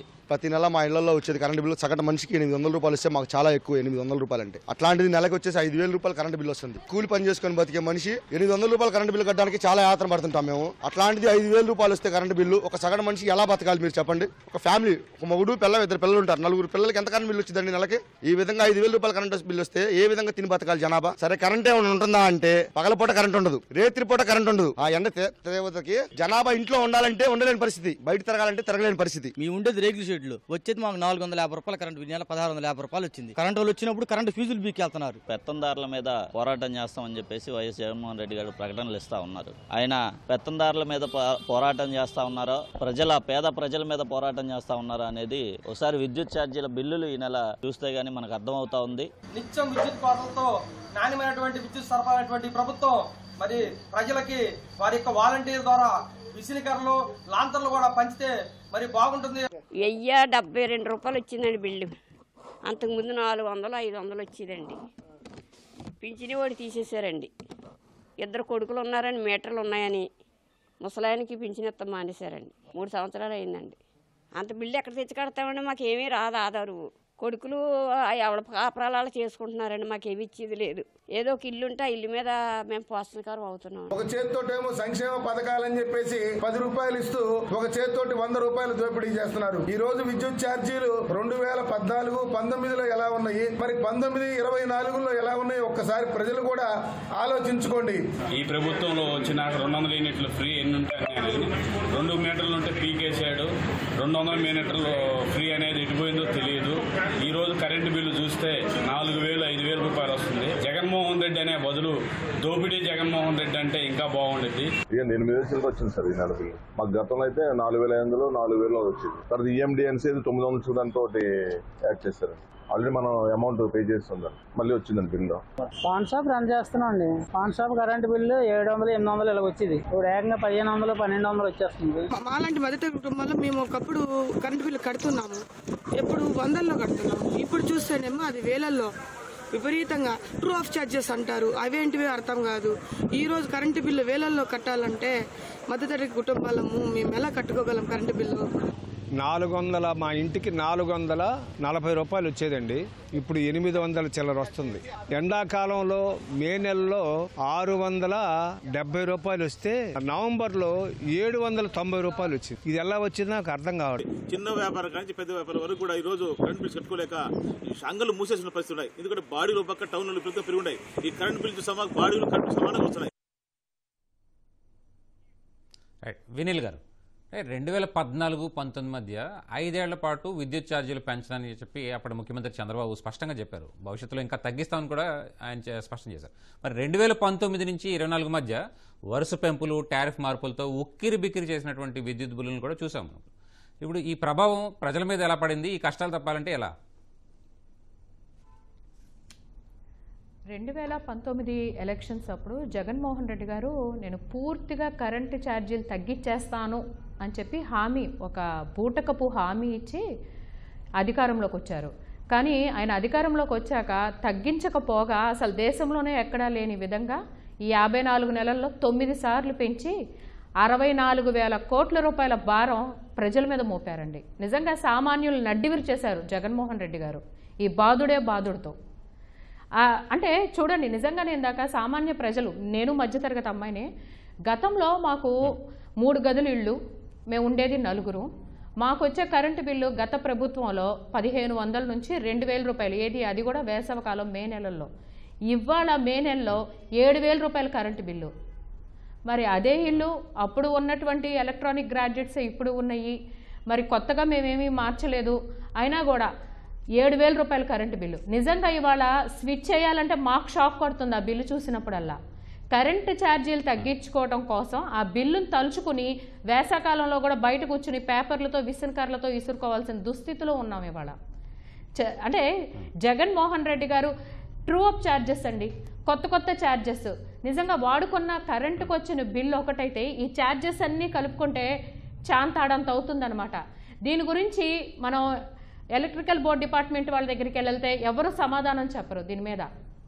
మళ్ళీ ఇది కరెక్ట్ అంటే కరెంటు బిల్లు ఇన్ టైంలో పే చేయకపోతే వాళ్ళు వస్తారు, ఫీజు పీక్కి వెళ్ళిపోతారు. దీని మీద ఎటువంటి ఎక్స్ప్లెనేషన్ కూడా ఉండదు. మరి నేను పేదల ముఖ్యమంత్రిని అంటున్నారు. జగన్మోహన్ రెడ్డి గారు నిజంగా పేదల పాలిట రక్తపించారు, జలగలాగా ఇవాళ పేదల రక్తాన్ని తాగేస్తున్నాడు ఈయన అధికారంలోకి వచ్చాక. ఈయన పేద ముఖ్యమంత్రి ఏంటండి? దేశంలోనే ధనిక ముఖ్యమంత్రి ఎవరంటే జగన్మోహన్ రెడ్డి గారు. గూగుల్లో కొట్టినా కూడా వస్తుంది. ఇవాళ అధికారంలోకి వచ్చి ఉపాధులు లేవు, జీవన ఉపాధి మార్గాలు లేవు, కానీ కరెంటు ఛార్జీలు రైతులండి ముఖ్యంగా 9 రైతులు మెచ్చిన ప్రభుత్వాన్నిగా తయారు చేస్తాను అన్నారు. 9 గంటలు కరెంటు సరఫరా ఉచితం అన్నారు. ఎక్కడ జరుగుతుందండి? ఇవాళ విజయవాడ లాంటి సిటీల్లో కూడా 2 గంటల పవర్ కట్ ఉంటుంది. పల్లెటూరు గ్రామీణ ప్రాంతాల్లో చూసుకుంటే 4 గంటల నుంచి 5 గంటల వరకు కరెంటు కోత ఉంటుంది. ఎంతవరకు రైతులకి మీరు ఉచిత కరెంట్ ఇవ్వగలుగుతున్నారు? 9 గంటలు ఎక్కడ నిర్వాధిక కరెంట్ ఇస్తున్నారు? లేదండి, ఎక్కడా కూడా లేదు. ఆఖరికి ఎంత దౌర్భాగ్యపు స్థితిలో ఇవాళ వైసీపీ పరిపాలన ఉందంటే గవర్నమెంట్ హాస్పిటల్స్ నిజంగానే జగన్మోహన్ రెడ్డి గారు వచ్చాక ఆరోగ్యశ్రీని అనారోగ్యశ్రీ చేశారు. ఇవాళ జీవనోపాధి లేదు, ఆదాయ వనరులు లేవు కాబట్టి సామాన్యుడు ఇవాళ ఆరోగ్యశ్రీ ద్వారా గవర్నమెంట్ హాస్పిటల్కి వెళ్తుంటే అక్కడ కూడా ఐసీయూలో కూడా పవర్ కట్ ఉందండి. ఆపరేషన్ థియేటర్లో కూడా ఫోన్ ఛార్జ్ అంటే టార్చ్ లైట్లు వేసి ఆపరేట్ చేయటం కూడా మనం చూసాము. పసిపిల్లలు ఐసీయూ వార్డులు, పీరియాటిక్ వార్డులు అయితే పసిపిల్లలకు కూడా వెంటిలేటర్ మీద ఉన్న వాళ్ళు, ఆక్సిజన్ మాస్కుల మీద ఉన్న వాళ్ళకు కూడా పవర్ కట్. ఇది జగన్మోహన్ రెడ్డి గారి ప్రభుత్వం. నిజంగా జగన్మోహన్ రెడ్డి గారి ప్రభుత్వ హయాంలో ఆంధ్రప్రదేశ్ని అంధకార ఆంధ్రప్రదేశ్గా చేసేశారు. అన్నపూర్ణ ఆంధ్రప్రదేశ్ని కాస్త కరువు ఆంధ్రప్రదేశ్ చేశారు. అలానే వాళ్ళ గంజాయికి వనరులు ఆంధ్రప్రదేశ్గా మార్చేశారు. నిరుద్యోగాలు, సూసైడ్ ఎక్కడ అంటే ఆంధ్రప్రదేశ్లోనే హైయెస్ట్ రేటు. మహిళల మీద జరుగుతున్న అత్యాచారాలు, హత్యల మీద ఎక్కడ అంటే ఆంధ్రప్రదేశ్ మొదటి రేటు. రైతు మెచ్చిన ప్రభుత్వం తీర్చిదిద్దుతాను, ఒక్క ఛాన్స్ అని ఇవాళ అందరు ఓట్లతో అధికారంలోకి వచ్చిన జగన్మోహన్ రెడ్డి గారు ఇవాళ రైతులకి ఎరువులు లేవు, సబ్సిడీలు లేవు, ధరల స్థిరీకరణ లేదు, వాళ్ళకి డ్రిప్ ఇరిగేషన్ పరికరాల మీద సబ్సిడీలు లేవు, ఏవీ లేక క్రాప్ హాలిడే ఇవాళ కరువు ఆంధ్రప్రదేశ్ని చేసేశారు. ఆఖరికి కరెంటు ఛార్జీలు పెంచేసి సామాన్యుల్ని అంధకారాల్లోకి తీసుకెళ్లిపోయారు జగన్మోహన్ రెడ్డి గారు. నిజంగానండి మీరు కరెంటు ఛార్జీలు పెంచేశారంటున్నారు, అంధకారం అంటున్నారు, కరెంటు లోటు అంటున్నారు. మరి మీరు ఎప్పుడో వాడుకున్నటువంటి కరెంటుకి అప్పుడు ఎక్కువ ధరలు పెట్టుకున్నాం, ఇప్పుడు చెల్లించండి అని చెప్పి మీ మీద వసూలు చేయడాన్ని మీరు అసలు భరించగలుగుతున్నారా? ట్రూ అప్ ఛార్జీలు అని చెప్పి లేదండి. ట్రూ అప్ ఛార్జీలు అదేనండి చెప్పేది. ఆదాయ మార్గాలు అయితే పెరగలేదు, నిత్యావసర సరుకుల ధరలు ఆకాశానికి అంటేసినాయి. ఆటోలో, సర్వీస్ ఆటోల్లో, షేర్ ఆటోలో ప్రయాణం చేద్దామంటే అవి కూడా రేట్లు ఆకాశానికి అంటున్నాయి. ఏంటి బాబు ఇక్కడి నుంచి ఇక్కడికి ఇంత వసూలు చేస్తున్నారంటే, మేడం పెట్రోల్ ఛార్జెస్ పెరిగిపోయినాయి, గ్యాస్ ఛార్జీలు పెరిగిపోయినాయి, మీకు తెలుసు కదండి అని అంటున్నారు. బస్సు ఎక్కి దిగాలంటే భయం వేస్తుంది. అలానే కరెంటు ఛార్జీలు చూసుకుంటే ఆదాయం పెరగకపోగా ఛార్జీలు అండి.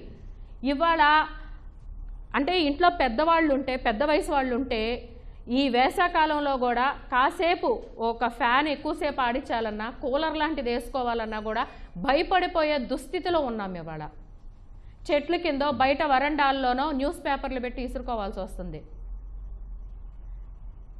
ఏంటండి ఈ ఛార్జీలు ఎందుకు పెరిగినాయి అండి? మళ్ళీ దీనికి ఇంకోటి ఉంటుంది, యూనిట్లు ఎందుకు పెరుగుతాయో తెలియదు, అసలు ఏ రకంగా పెరుగుతుందో తెలియదు.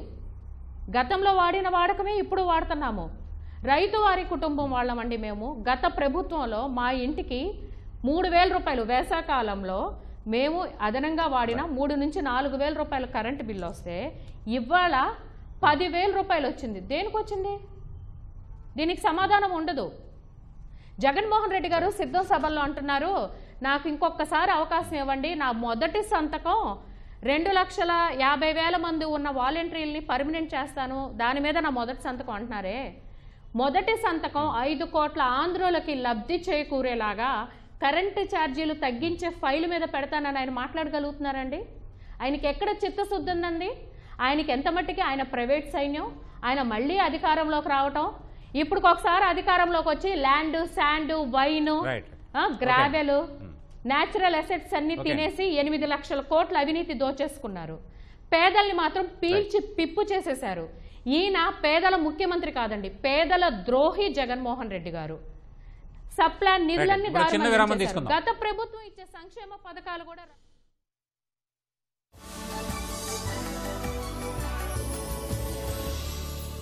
యువతకు ఉపాధి అభివృద్ధి ధ్యేయంగా సర్వేపల్లి నియోజకవర్గం టీడీపీ అభ్యర్థిగా పోటీ చేయుచున్న శ్రీ చంద్రమోహన్ రెడ్డి సోమిరెడ్డి గారికి మీ అమూల్యమైన ఓటును సైకిల్ గుర్తుపై వేసి అఖండ మెజారిటీతో గెలిపించ ప్రార్థన.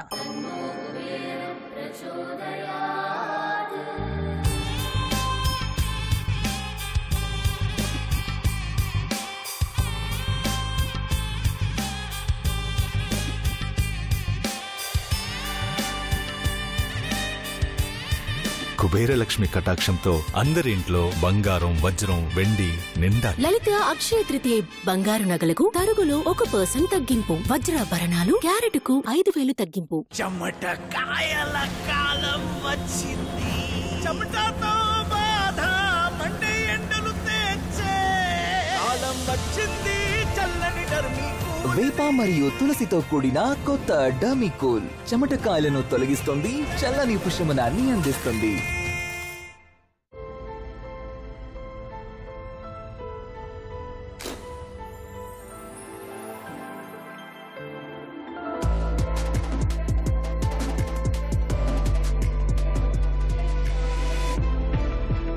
Antara Celebration Diamonds from Kalyan Jewelers. నేడు ఇండియాలో నలుమూలలా దేశం గొప్ప గొప్ప కళలను కంటోంది. మరి ఈ గొప్ప గొప్ప కళలకి జర్మ్స్, వ్యాధులు కలగకూడదు. అందుకే ఇప్పుడు డెటాల్ కూడా అయింది పెద్దగా. దాంతో లభిస్తుంది దీర్ఘకాల రక్షణ ఇండియా కని కళలకు. ఇప్పుడు 100 గ్రాముల డెటాల్ 75 గ్రాముల ధరకే. సుప్రీంకోర్టు ఆదేశానుసారం శ్రీకాళహస్తి నియోజకవర్గం తెలుగుదేశం పార్టీ అభ్యర్థి శ్రీ బొజ్జల వెంకట సుధీర్ రెడ్డి గారి క్రిమినల్ కేసుల డిక్లరేషన్ వివరాలు.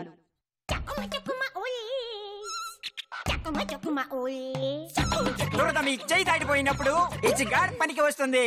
టోపినాఫిన్ 4 రెట్లు వేగంగా ఇన్ఫెక్షన్ తగ్గిస్తుంది మరియు మెంథాల్ చల్లదనాన్ని అందిస్తుంది. హెచ్గార్ తెచ్చుకోండి, దురదను మాయం చేయండి. జీవితంలో మొదటి పెద్ద concert. Gotta give my best. స్నానం చేశాక కూడా దుర్వాసన. జర్మ్స్ ఉండిపోయినప్పుడు మరి దుర్వాసన వస్తుంది కదా. అందుకే కొత్త డెటాల్ కొలోన్ ఫ్రెష్ అత్యంత ప్రభావవంతంగా దుర్వాసన జనిత జర్మ్స్ తో పోరాడేందుకు. దాంతో మీకు లభిస్తుంది 100% బెటర్ ఓడర్ ప్రొటెక్షన్. ఇంకా దీని మస్కీ కొలోన్ సువాసన మిమ్మల్ని ఫ్రెష్ గా ఉంచుతుంది. నిజంగా తాజాగా ఉండండి డెటాల్ కొలోన్ ఫ్రెష్ తో. విను, ఈ రోజు వద్దులే. ఎందుకు? తర్వాత మాత్రం నా ఫేవరెట్ రోల్. అయితే నడుము నొప్పితో నువ్వెలా మూవ్ అవుతావు? మూవ్ ఉంది కదా. మూవ్ యొక్క వెచ్చదనం లోపలి వరకు వెళ్తుంది. నొప్పిని తొలగించి చాలా సేపటి వరకు ఉపశమనాన్ని కలిగిస్తుంది. కలల భూమిపై క్షణ క్షణం క్షణ క్షణం నొప్పులన్నీ మారచి పద పద పద అరే పద అరే పద. నొప్పి కారణంగా ఏదైనా మంచి పని ఆగిపోకూడదు. మూవ్ నొప్పిని మాయం చేస్తుంది. చెమట కాయల కాలం వచ్చింది. చెమటతో బాధ మండే ఎండలు తెచ్చే కాలం వచ్చింది. చల్లని డర్మీకూల్. వేప మరియు తులసితో కూడిన కొత్త డర్మీకూల్ చెమటకాయలను తొలగిస్తుంది, చల్లని ఉపశమనాన్ని అందిస్తుంది. లైజాల్ ఫినాయిల్ కంటే బెటర్ అవుతే గనక నా పేరు మార్చుకుంటాను. సరే, క్లీనింగ్ టెస్ట్ చేద్దాం. ఉంది కదా, లైజాల్ శుభ్రతలో 10 రెట్లు బెటర్గా. కానీ ఫినాయిల్ అయితే చవకనా? ఫినాయిల్ యొక్క 3 మూతలతో పోల్చితే లైజాల్ కేవలం 1 మూతే సరిపోతుంది. లైజాల్ ఇస్తుంది ఫినాయిల్ కంటే 10 రెట్లు బెటర్ క్లీనింగ్, చంపుతుంది 10 రెట్ల జర్మ్స్ ని, మరి పట్టేది కేవలం 1%. అవ్వండి స్మార్ట్, చేయండి లైజాల్ స్టార్ట్.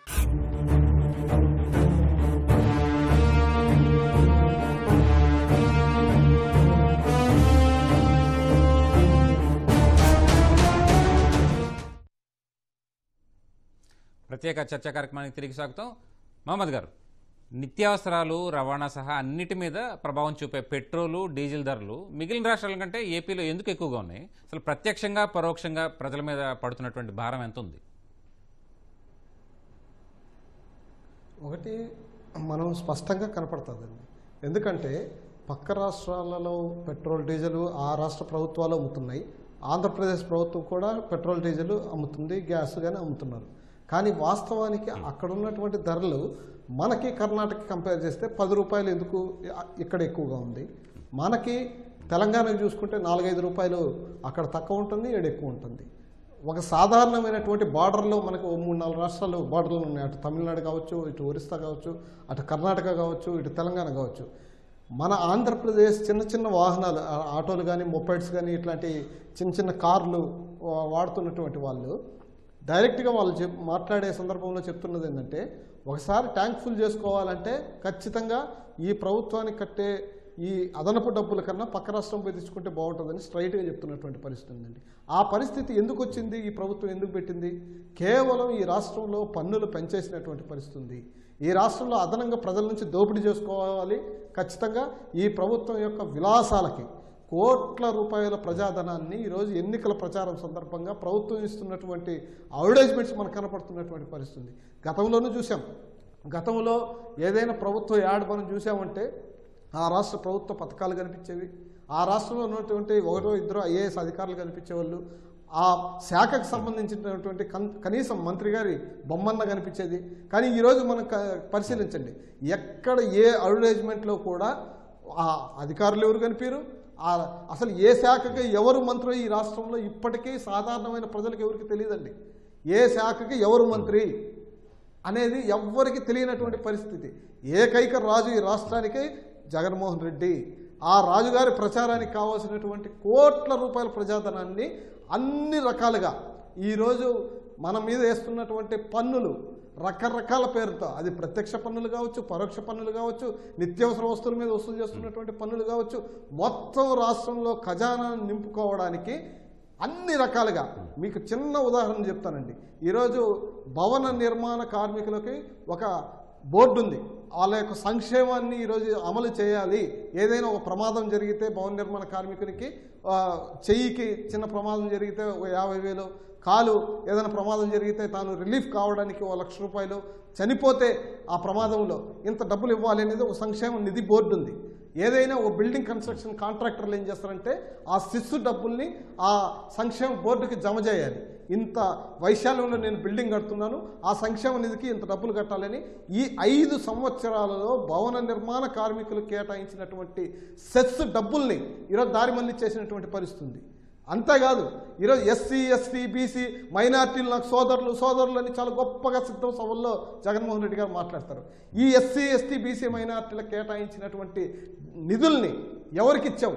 ఈ రాష్ట్రంలో ఉన్నటువంటి ఈ సంక్షేమ పథకాలు ఎవరికి చేరాలో వాళ్ళకి ఈ సంక్షేమ బోర్డుల ద్వారా ఒక్క పథకానైనా ఈ 5 ఏళ్లలో ఈ ప్రభుత్వం అమలు చేసిందో మనకు కనపడదు.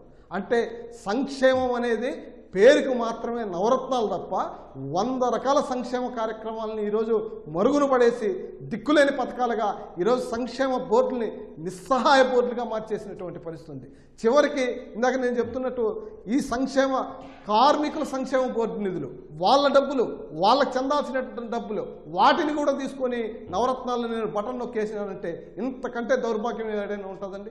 ఈరోజు కాళ్ళు ఇరిగిపోయిన వాళ్ళు, చేతులు ఇరిగిపోయిన వాళ్ళు, భవన నిర్మాణ వృత్తిలో ఉండి తాను కుటుంబాల్లో చనిపోయినటువంటి వాళ్ళు ఈ రోజుకి ఈ 5 సంవత్సరాల్లో వేల మంది కార్మిక సంక్షేమ బోర్డుకి దరఖాస్తు చేసుకుంటే ఆ కాగితాలు ఇచ్చుకోవడం తప్ప మళ్ళీ ఒక్క నయా పైసా కూడా కార్మికులకి తిరిగి ఇచ్చినటువంటి పాపన పోయినట్టు లేదు. మీ అందరికీ అందరూ మాట్లాడే విషయమే ఈరోజు ఇసుక గురించి, ఇసుక దోపిడీ గురించి ఈరోజు పూర్తి రోజంతా ఈటీవీలో డిబేట్ పెట్టుకుని మాట్లాడుకుంటే తక్కువగా ఉంటుందండి. ఎందుకంటే ఈ రాష్ట్రంలో ఈ ప్రభుత్వం ఇసుక పాలసీని తయారు చేసింది. ఈ ప్రభుత్వమే 1300 మంది ఆంధ్రప్రదేశ్లో ఉన్న నిరుద్యోగులకి అవుట్సోర్సింగ్ ద్వారా మీరు ఎంత టన్నుకి ఎంత డబ్బులు వసూలు చేయాలి, ట్రాక్టర్కి ఎంత వసూలు చేయాలి, లారీలో ఇసుక తీసుకుపోతే ఎంత వసూలు చేయాలని అందరికీ అవుట్సోర్సింగ్లో ఉద్యోగాలు ఇచ్చి ఆడ ఒక కాటా పెట్టి తూకం వేసి ఇసుక అమ్మడానికి ఉద్యోగాలు ఈ ప్రభుత్వమే గొప్పగా ఇచ్చిందండి.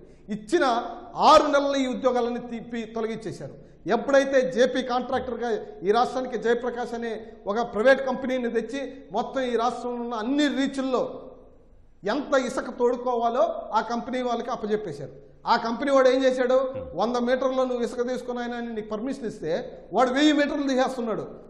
ఈ ఉన్నటువంటి ఆంధ్రప్రదేశ్ 1300 మంది అవుట్సోర్సింగ్ ఉద్యోగులు అడిగారు, అయ్యా నీకు ఇచ్చింది ఒక 1000 యూనిట్లను నువ్వు ఇసుక తీసుకోవాలి, నువ్వేమో 1000 లోతు వేస్తున్నావు, వెడల్పు వెళ్ళిపోతున్నావు, ఈ రాష్ట్రంలో నదులకు పెద్ద ప్రమాదం ఉందని చెప్తే ఏకంగా చేసింది జేపీ కంపెనీ ఏం చేసిందంటే ఈ 1300 మంది ఆంధ్రప్రదేశ్ పౌరులు ఏడున్నారంటే ఈ మొత్తం బండారం బయట చెప్పేస్తారని 1300 మందికి అర్ధరాత్రికి ఉద్యోగాలు పీకేశారు. అంటే ఈ ప్రభుత్వమే నియమించుకున్నటువంటి 1300 మందిని ఈరోజు ఇంటికి పంపించేసినటువంటి పరిస్థితి ఉంది. ఎవరు తెచ్చుకున్నారేడా? తమిళని తెచ్చుకున్నారు. తమిళనాడు నుంచి ఇక్కడ ఉన్నటువంటి ఈ జేపీ కాంట్రాక్టర్ ఏం చేశారంటే తమిళనాడు నుంచి వ్యక్తులను తెచ్చుకొని ఇక్కడ ఇసుక మొత్తం దారి మళ్ళీ చేస్తున్నటువంటి పరిస్థితి. కోట్ల రూపాయల, మీరు 1,00,000 కోట్లు అన్నారు, అంతకు 10 రెట్లు ఈరోజు రాష్ట్రంలో ఇసుక దోపిడీ జరిగింది.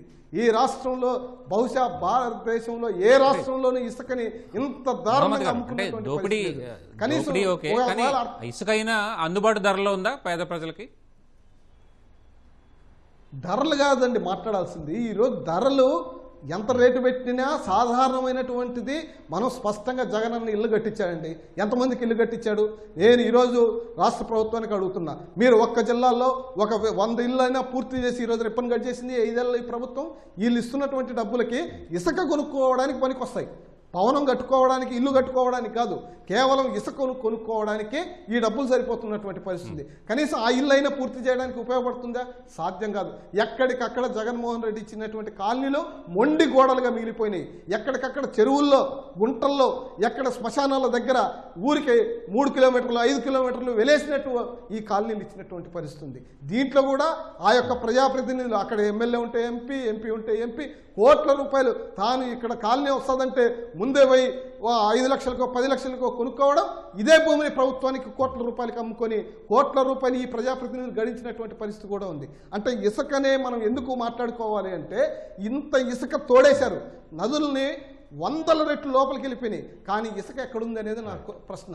ఈరోజు ఇసుకతో ఇంత ఇసుక తోడారే, మనం విజయవాడలో చూసుకుందాం, గుంటూరులో చూసుకుందాం, రాజమండ్రిలో చూసుకుందాం, తిరుపతిలో చూసుకుందాం, విశాఖపట్నంలో చూసుకుందాం, ఎక్కడైనా మీకు 100 భవనాలు ఈ ఇసుకతో ఏమన్నా కట్టినట్లు ఏ బిల్డర్ అయినా ఏ రియాల్టర్లు అయినా ఎక్కడైనా ఇక్కడ నిర్మాణాలు జరుగుతున్నాయండి? ఏ నగరంలో కూడా ఆంధ్రప్రదేశ్లో భవనాలు నిర్మించాలంటే పారిపోతున్నటువంటి పరిస్థితి ఉంది.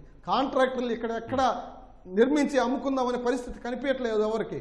కానీ ఇసుక మాత్రం అటు ఒరిస్సాకి వెళ్ళిపోతుంది, ఇసుక ఇటు తమిళనాడు చెన్నైకి వెళ్ళిపోతుంది, ఇటు కర్ణాటక బెంగళూరుకి వెళ్ళిపోతుంది, ఇటు తెలంగాణ బాదర్లో హైదరాబాద్కి వెళ్ళిపోతుంది తప్ప ఆంధ్రప్రదేశ్ ప్రజలకి నదులు ఎంత దారుణంగా వెళ్ళిపోయాయి అనడానికి అన్నమయ్య ప్రాజెక్టే మనకు ఉదాహరణ. అన్నమయ్య ప్రాజెక్టు ఇంత స్థాయిలో కొట్టుకుపోవడానికి ఖచ్చితంగా అక్కడ ఇసుక అక్రమ రవాణా కోసం అక్కడ దండుకోవడానికి వందల మీటర్లు తన ఇష్టం వచ్చినట్లు ఎంత పడితే అంత ఆ నదిలో ఇసుక తీసేయడంతో ఒక్కసారిగా వరద వచ్చి 2 సంవత్సరాలు మనకి క్రితం ఏదైతే అన్నమయ్య ప్రాజెక్టు కొట్టుకోవడం పోయిందో దీనికి నిదర్శనం ఇసుక దాహం, ఇసుక అక్రమ రవాణా కోసం కోట్ల రూపాయలు కొల్లుగొట్టుకోవడానికి ఈరోజు ప్రభుత్వం ఎంతకైనా దిగజారే పరిస్థితి కనపడుతుంది. అందుకోసం మనం మాట్లాడుకుంటే ఇసుక మొత్తం ఈ రాష్ట్రం నుంచి ఇతర రాష్ట్రాలకు తరలించిపోతున్నారు. ఆ ఇసుక మీద నమ్ముకొని బతుకుతున్నటువంటి ఆంధ్రప్రదేశ్లో ఉన్నటువంటి భవన నిర్మాణ కార్మికుడు పొట్ట చేతి పట్టుకొని వలసపోతున్నటువంటి పరిస్థితి. ఈ రాష్ట్రంలో ఉంటే కనీసం ఉపాధి లేదు, కనీసం కూలి దొరికే పరిస్థితి లేదు. ఏదో ఇతర రాష్ట్రాల్లో ఉన్నటువంటి నగరాల కన్నా వెళ్తే రోజుకు 500-600 కూలైనా వస్తుంది, తాను బతకడానికి అవకాశం ఉంటుందని ఇతర రాష్ట్రాలకు వలసలు వెళ్ళిపోతున్నటువంటి పరిస్థితి.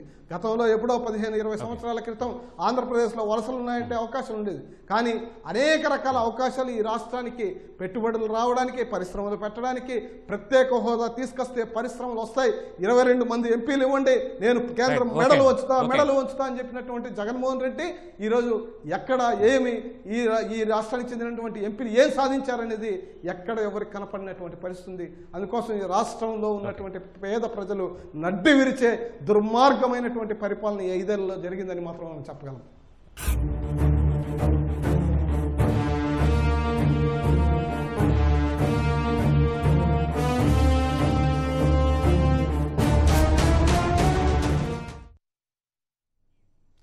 ప్రత్యేక చర్చా కార్యక్రమానికి తిరిగి స్వాగతం.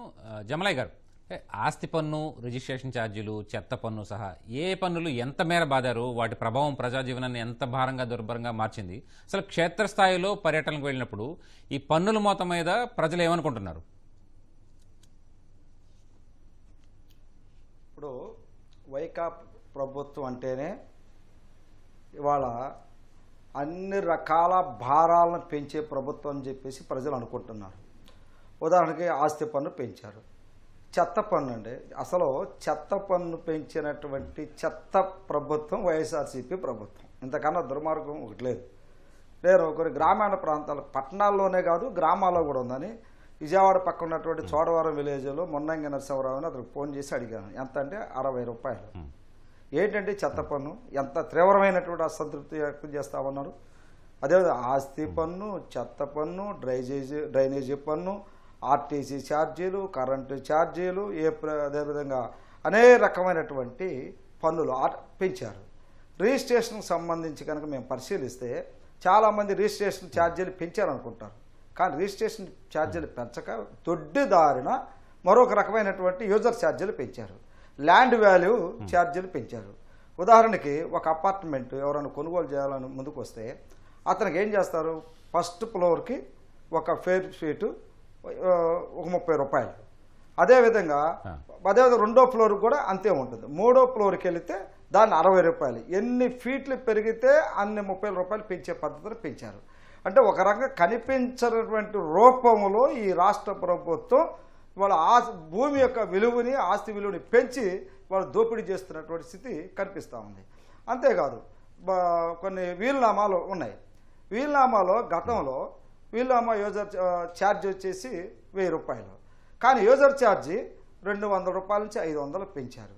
మరి అవ్వ తాతలకే మేము 3000 రూపాయలు పింఛన్ ఇస్తున్నామని చెప్పేసి గొప్పగా చెప్పుకుంటున్న ఈ రాష్ట్ర ప్రభుత్వం అదే అవ్వ తాత తన మనవళ్ళకి వీలునామా రాస్తే యూజర్ ఛార్జీలు 200 రూపాయల నుంచి 500 రూపాయలు పెంచడం అంటే ఎంత దుర్మార్గమైందంటే అవ్వ తాతలను అవమానించడం కాదా? అంటే ఒక పక్క వాళ్ళకి సంరక్షణ చేస్తున్న చెబుతూ రెండో పక్క వాళ్ళు వీలునామాలు రాస్తే డబ్బులు గుంజుకోవటం అనేది ఈ వైఎస్ఆర్సీపీ ప్రభుత్వానికి చెల్లి తప్ప మరొకటి కాదు. ఇక రెండోది పార్టీషన్ డీడ్లు కూడా ఒక పార్టీషన్ చేస్తే గతంలో 1000 రూపాయలు ఎంత ఉండేది, ఇప్పుడు అయిపోయేది, ఒక్క ఆస్తికే కట్టేవాళ్ళు.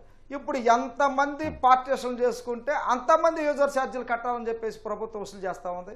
ఎంత అన్యాయం అంటే ఈ విధంగా రిజిస్ట్రేషన్ ఛార్జీలు పెంచట్లేదని చెబుతూనే భూమి యొక్క వాల్యూని పెంచి ఇవాళ రైతాంగం దగ్గర పట్టణాల్లో ఉన్నటువంటి నివాసయోగ్యమైనటువంటి ప్రజల దగ్గర అదేవిధంగా వీలునామాలో చేసుకునే అవ్వాతాతల దగ్గర పార్టీషన్ చేసుకునే వాళ్ళ దగ్గర డబ్బులు వసూలు చేసినటువంటి తీవ్రమైన అసంతృప్తితో ప్రజలు మన ముందు కనిపిస్తూ ఉన్నారు. అంతేకాదు ఇందాక మన కరెంటు ఛార్జీల గురించి ఇందాక ఎంత ఒకరు చెప్పారు. ఎంత అండి వినియోగించిన యూనిట్లు 220, విద్యుత్ ఛార్జీ 980 రూపాయలు అయితే విద్యుత్ సుంకం 13 రూపాయలు, అదేవిధంగా కస్టమర్ ఛార్జీలు 50 రూపాయలు, స్థిర ఛార్జీలు 10 రూపాయలు, అదేవిధంగా ఎలక్ట్రిసిటీ డ్యూటీ అంట 13 రూపాయలు, ట్రూ అప్ ఛార్జీలు 60 రూపాయలు, FPPEA1 2 లెక్క వాళ్ళు ఒక 120 రూపాయలు, వీళ్ళొక 73 రూపాయలు. ఈ విధంగా ఛార్జీలు పెంచితే ప్రజలు తీవ్రమైనటువంటి అసంతృప్తితో ఉన్నారు. ఏంటి కరెంటు ఛార్జీలు ఇన్నిసార్లు పెంచి ఇన్ని రూపాయలా అని చెప్పేసి ఆశ్చర్యం పొందే పరిస్థితి కనిపిస్తూ ఉంది. ఆర్టీసీ ఛార్జీలు ఇందాక చెప్పామే, ఇదివరకు మేము విజయవాడలో బస్సు ఎక్కి దిగితే 5 రూపాయలు, ఇప్పుడు 10 రూపాయలు. ఒక గేట్ ఒక దాన్ని ఏమంటారు మన ఒక స్టాండ్ నుంచి ఒక స్టాండ్కి. ఈ విధంగా ఆర్టీసీ ఛార్జీలు ఎన్నిసార్లు పెంచి ఇంత అన్యాయం చేసినట్టు ప్రభుత్వం వైసీపీ ప్రభుత్వం తప్ప మరొకటి లేదని చెప్తా ఉన్నారు. ఆస్తి పన్ను, డ్రైనేజీ పన్ను, కరెంటు పన్ను, ఆర్టీసీ ఛార్జీల పన్ను, ఈ విధంగా ఎన్ని రకాల అవకాశాలుంటే అన్ని రకాల పన్నులేసి గుంజుకునే ప్రభుత్వం ఎవరు ఉందంటే ఈ ప్రభుత్వమే. బాధుడు అని చెప్పేసి విచిత్రంగా విస్తృత పద్ధతిలో గత ప్రభుత్వం మీద దాడి చేసినటువంటి ఈ ప్రభుత్వం మరి దీనేమనాలి? దోచుకోవటం అనే పద్ధతిలో ఈరోజు ప్రభుత్వం కనిపిస్తూ ఉంది. అంటే దీనికి ఒకటే పద్ధతి, ఒక పక్క బటన్ నొక్కుతున్నాను చెప్తూ రెండో పక్క ప్రజల యొక్క మూలికలు పీల్చడం మరొకటి కాదు. ఎంత అన్యాయం అంటే ఇందాక మనం అనేక మంది వాళ్ళ ప్రజలు కూడా చెప్తా ఉన్నారు, ఇన్ని ఛార్జీలు ఇన్ని రూపాయలు పన్నులు భారాలు వేసి ప్రజల్ని దోపిడీ చేయటం, ప్రజల ఆస్తుల్ని గుంజుకోవటం అంటే ఎందుకంటే కాదు. అందుకనే ఈ రాష్ట్ర ప్రభుత్వం పన్నుల ప్రభుత్వం, ఈ రాష్ట్ర ప్రభుత్వం భారాల ప్రభుత్వం, ఈ వైకాపా ప్రభుత్వం ప్రజల యొక్క ఆదాయాన్ని దోచుకునే ప్రభుత్వం. కనీసం ఆదాయ మార్గాలు ప్రజల కొనుగోలు శక్తి పెంచే పద్ధతి ఏమి చేయకోకుండా అరకొర వచ్చే ఆదాయాన్ని కూడా లాక్కునే పద్ధతులు ఈ ప్రభుత్వం వ్యవహరిస్తుందంటే ఈ ప్రభుత్వం ఏమనాలి, ఏ పద్ధతులు అనుకోవాలి? లక్షల కోట్ల ప్రజా సంక్షేమం కోసం ఖర్చు పెట్టామని చెప్తారు, కానీ లక్షల కోట్ల రూపాయలు రెండో చేత గుంజుకుంటున్నామని చెప్పేసి ప్రభుత్వం చెప్తా ఉన్నారు. మద్యం విషయంలో ఒకటే మాట చెప్దాం, మద్యాన్ని 3 క్రమంగా దాన్ని నిషేధిస్తామని చెప్పారు. కానీ 1,52,000 కోట్ల రూపాయల మద్యం ద్వారా 5 సంవత్సరాల ప్రభుత్వం ఆర్జించిందంటే మరి ఎంత దాన్ని ఏమనాలి? అది భారమే. ఒకరని చెప్పాలంటే కనిపించినట్టు భారం ప్రజల మీద. ప్రజలను తాగుబోతులు చేసి, తిరుగుబోతులు చేసి, నిర్వీర్యం చేసి ఇది మద్యాన్ని అమ్ముకోవడం ద్వారా వచ్చిన ఆదాయాన్ని సంక్షేమ పథకాలకు ప్రవేశపెడుతున్నాం అని చెప్తా ఉన్నారు. కానీ ఈరోజు అనారోగ్యానికి గురై అది హాస్పిటల్ పాలైపోయి కొన్ని వేల కోట్ల రూపాయలు ఖర్చు పెట్టే స్థితి కనిపిస్తూ ఉంది. అందుకని ప్రభుత్వం ఏ రకం చూసుకున్నా, ఏ రూపంలో చూసుకున్నా, ఏ కోణంలో చూసుకున్నా, ఏ రూపంలో చూసుకున్నా ఇది ప్రజలకే భారాలు పెంచే పద్ధతి ఉంది తప్ప ప్రజలను రక్షించే పద్ధతుల్లో, ప్రజలను కాపాడే పద్ధతుల్లో, ప్రజల సంక్షేమం కల్పించే దాంట్లో, అభివృద్ధి చేసే దాంట్లో మాత్రం ఈ ప్రభుత్వం అన్ని రకాలుగా విఫలమైంది. అన్ని రకాలుగా తన చేతగాని తనాన్ని రుజువు చేసుకున్నది. అంతేకాకుండా అన్ని రకాలుగా చూసుకున్నప్పుడు కూడా ప్రజల్ని భారాలు పెంచుకోకుండా ఏది లేదు. అసలు ఒక ఆయన అడుగుతూ ఉన్నారు, ఏమిటి భారాలు పన్నులు అంటే నీ వయసు ఎంత అన్నాడు. 50 అన్న, వచ్చే సంవత్సరం 51. అందుకని జగన్మోహన్ రెడ్డి ప్రభుత్వంలో ధరలు పెరుగుతాయి తప్ప తగ్గేది లేదు. భారాలు పెరుగుతాయి తప్ప తగ్గేది లేదని చెప్పేసి స్పష్టంగా చెప్తా ఉన్నారు. ఇన్ని భారాలు భరించడం అంటే ప్రజలను కాలు మొక్కాల. అందుకని ఈ ప్రభుత్వం ఇప్పుడు దాకా ఉంచినందుకు ప్రజలకి దండం పెట్టాలా. నాయన ప్రజలారా, ఓటర్లారా, ఒకటే ఈ ప్రభుత్వం కనుక కొనసాగితే మాత్రం మరింత భారాలు పెరిగి ప్రజలు పిప్పి చేస్తారు. ఈ ప్రభుత్వాన్ని వదులుకోవాలి, ప్రభుత్వాన్ని ఎలగొట్టాలని చెప్పే ఆలోచనతో మనోప్రాయాలు ప్రజలు వ్యక్తపరుస్తూ ఉన్నారు.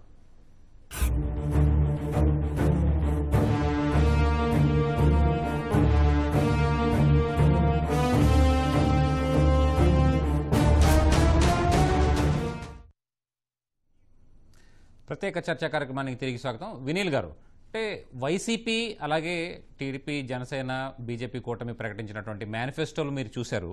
అంటే ప్రజలకు భారాన్ని తగ్గించేలాగా అలాగే వారికి భరోసా ఇచ్చేలాగా సూపర్ 6 పథకాలు కూడా కూటమి ప్రకటించింది. ఎట్లా చూస్తారు దాన్ని, ఏం చెప్తారు? టీడీపీ మేనిఫెస్టోలో తల్లికి వందనం అని చెప్పి ఎంతమంది చదువుకునే ఆడపిల్ల ఎంతమంది ఉంటే కనుక అంతమందికి ప్రతి ఒక్కరికి 15,000 రూపాయలు ఇస్తాను అన్నారు. అలానే టీడీపీ మేనిఫెస్టో చూసుకోండి, ప్రతి ఒక్కరికి ఫిజికల్లీ హ్యాండిక్యాప్ వాళ్ళకు కూడా ఎన్డీఏ కూటమి ప్రభుత్వం ఆదుకుంటుంది అనేది తెలియచేసేలాగా ఉంది ఆ మేనిఫెస్టో. రైతులకి అన్నదాత సుఖీభావ కింద 20,000 రూపాయలు ఇస్తామని చెప్పారు. అలానే పూర్ టు రిచ్ అని చెప్పి ఒక స్కీమ్ పెట్టారు. దాని గురించి కూడా చాలా స్పష్టంగా వివరించారు. మరి ప్రతి ఇంటికి మంచినీళ్ళ కనెక్షన్ ఉచితం అని చెప్పారు.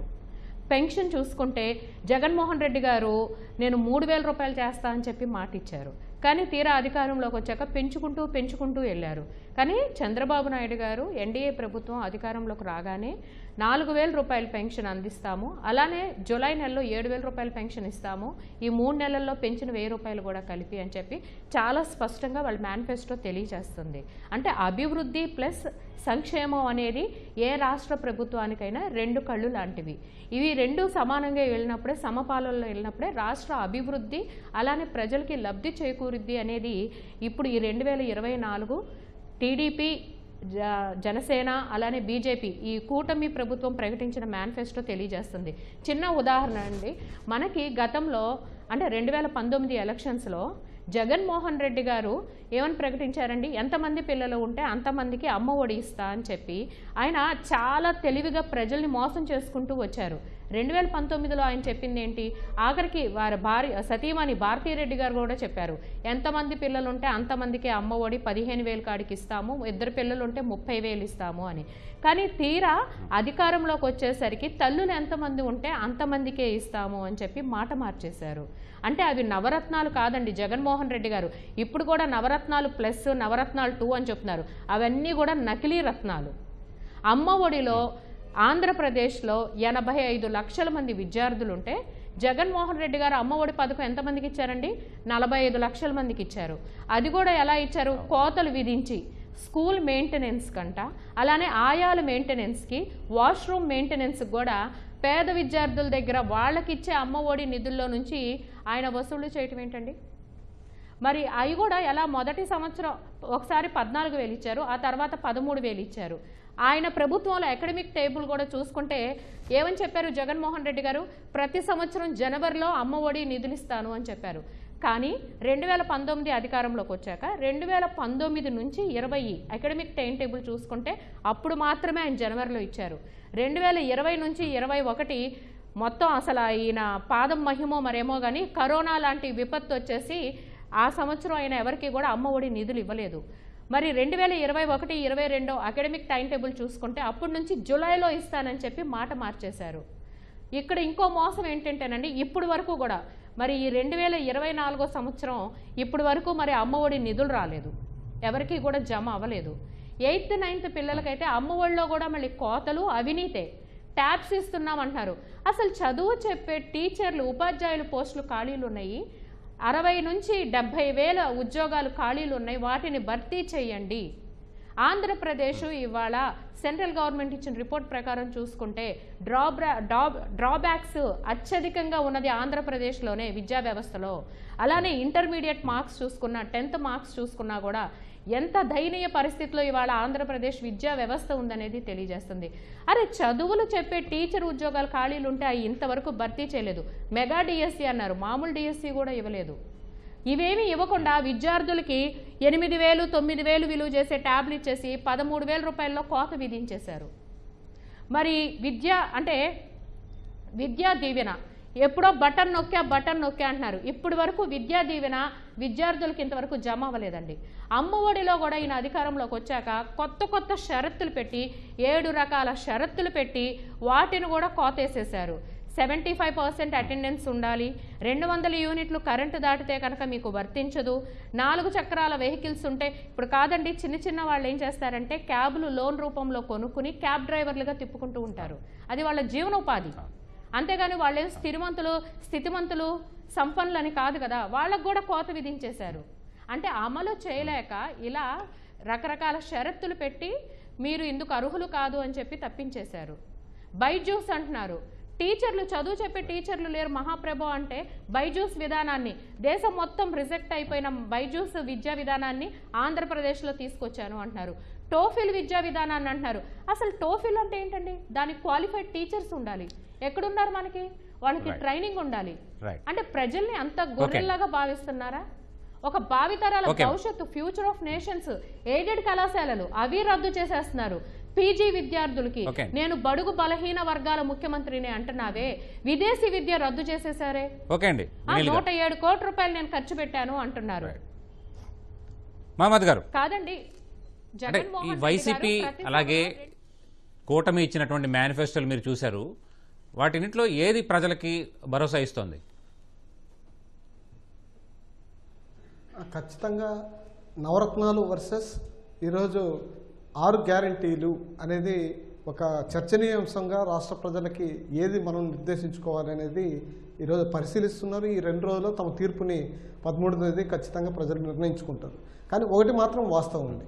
ఎందుకు మనం మాట్లాడుకోవాలి అంటే గతంలో 2014లో రాష్ట్ర విభజన తర్వాత హైదరాబాద్ అభివృద్ధి గురించి ఈ రోజుకి ఆంధ్రప్రదేశ్ ఉమ్మడి రాజధానిగా ఉన్నటువంటి హైదరాబాద్ కోల్పోయిన తర్వాత ఆంధ్రప్రదేశ్కి ఎంత నష్టం జరిగిందో మన కళ్ళ కట్టినట్లు కనపడుతుంది. ఈరోజు గచ్చిబౌలి నుంచి హైటెక్ సిటీ దాకా టవర్స్ని మనం చూస్తే కళ్ళు చెదిరిపోతాయి.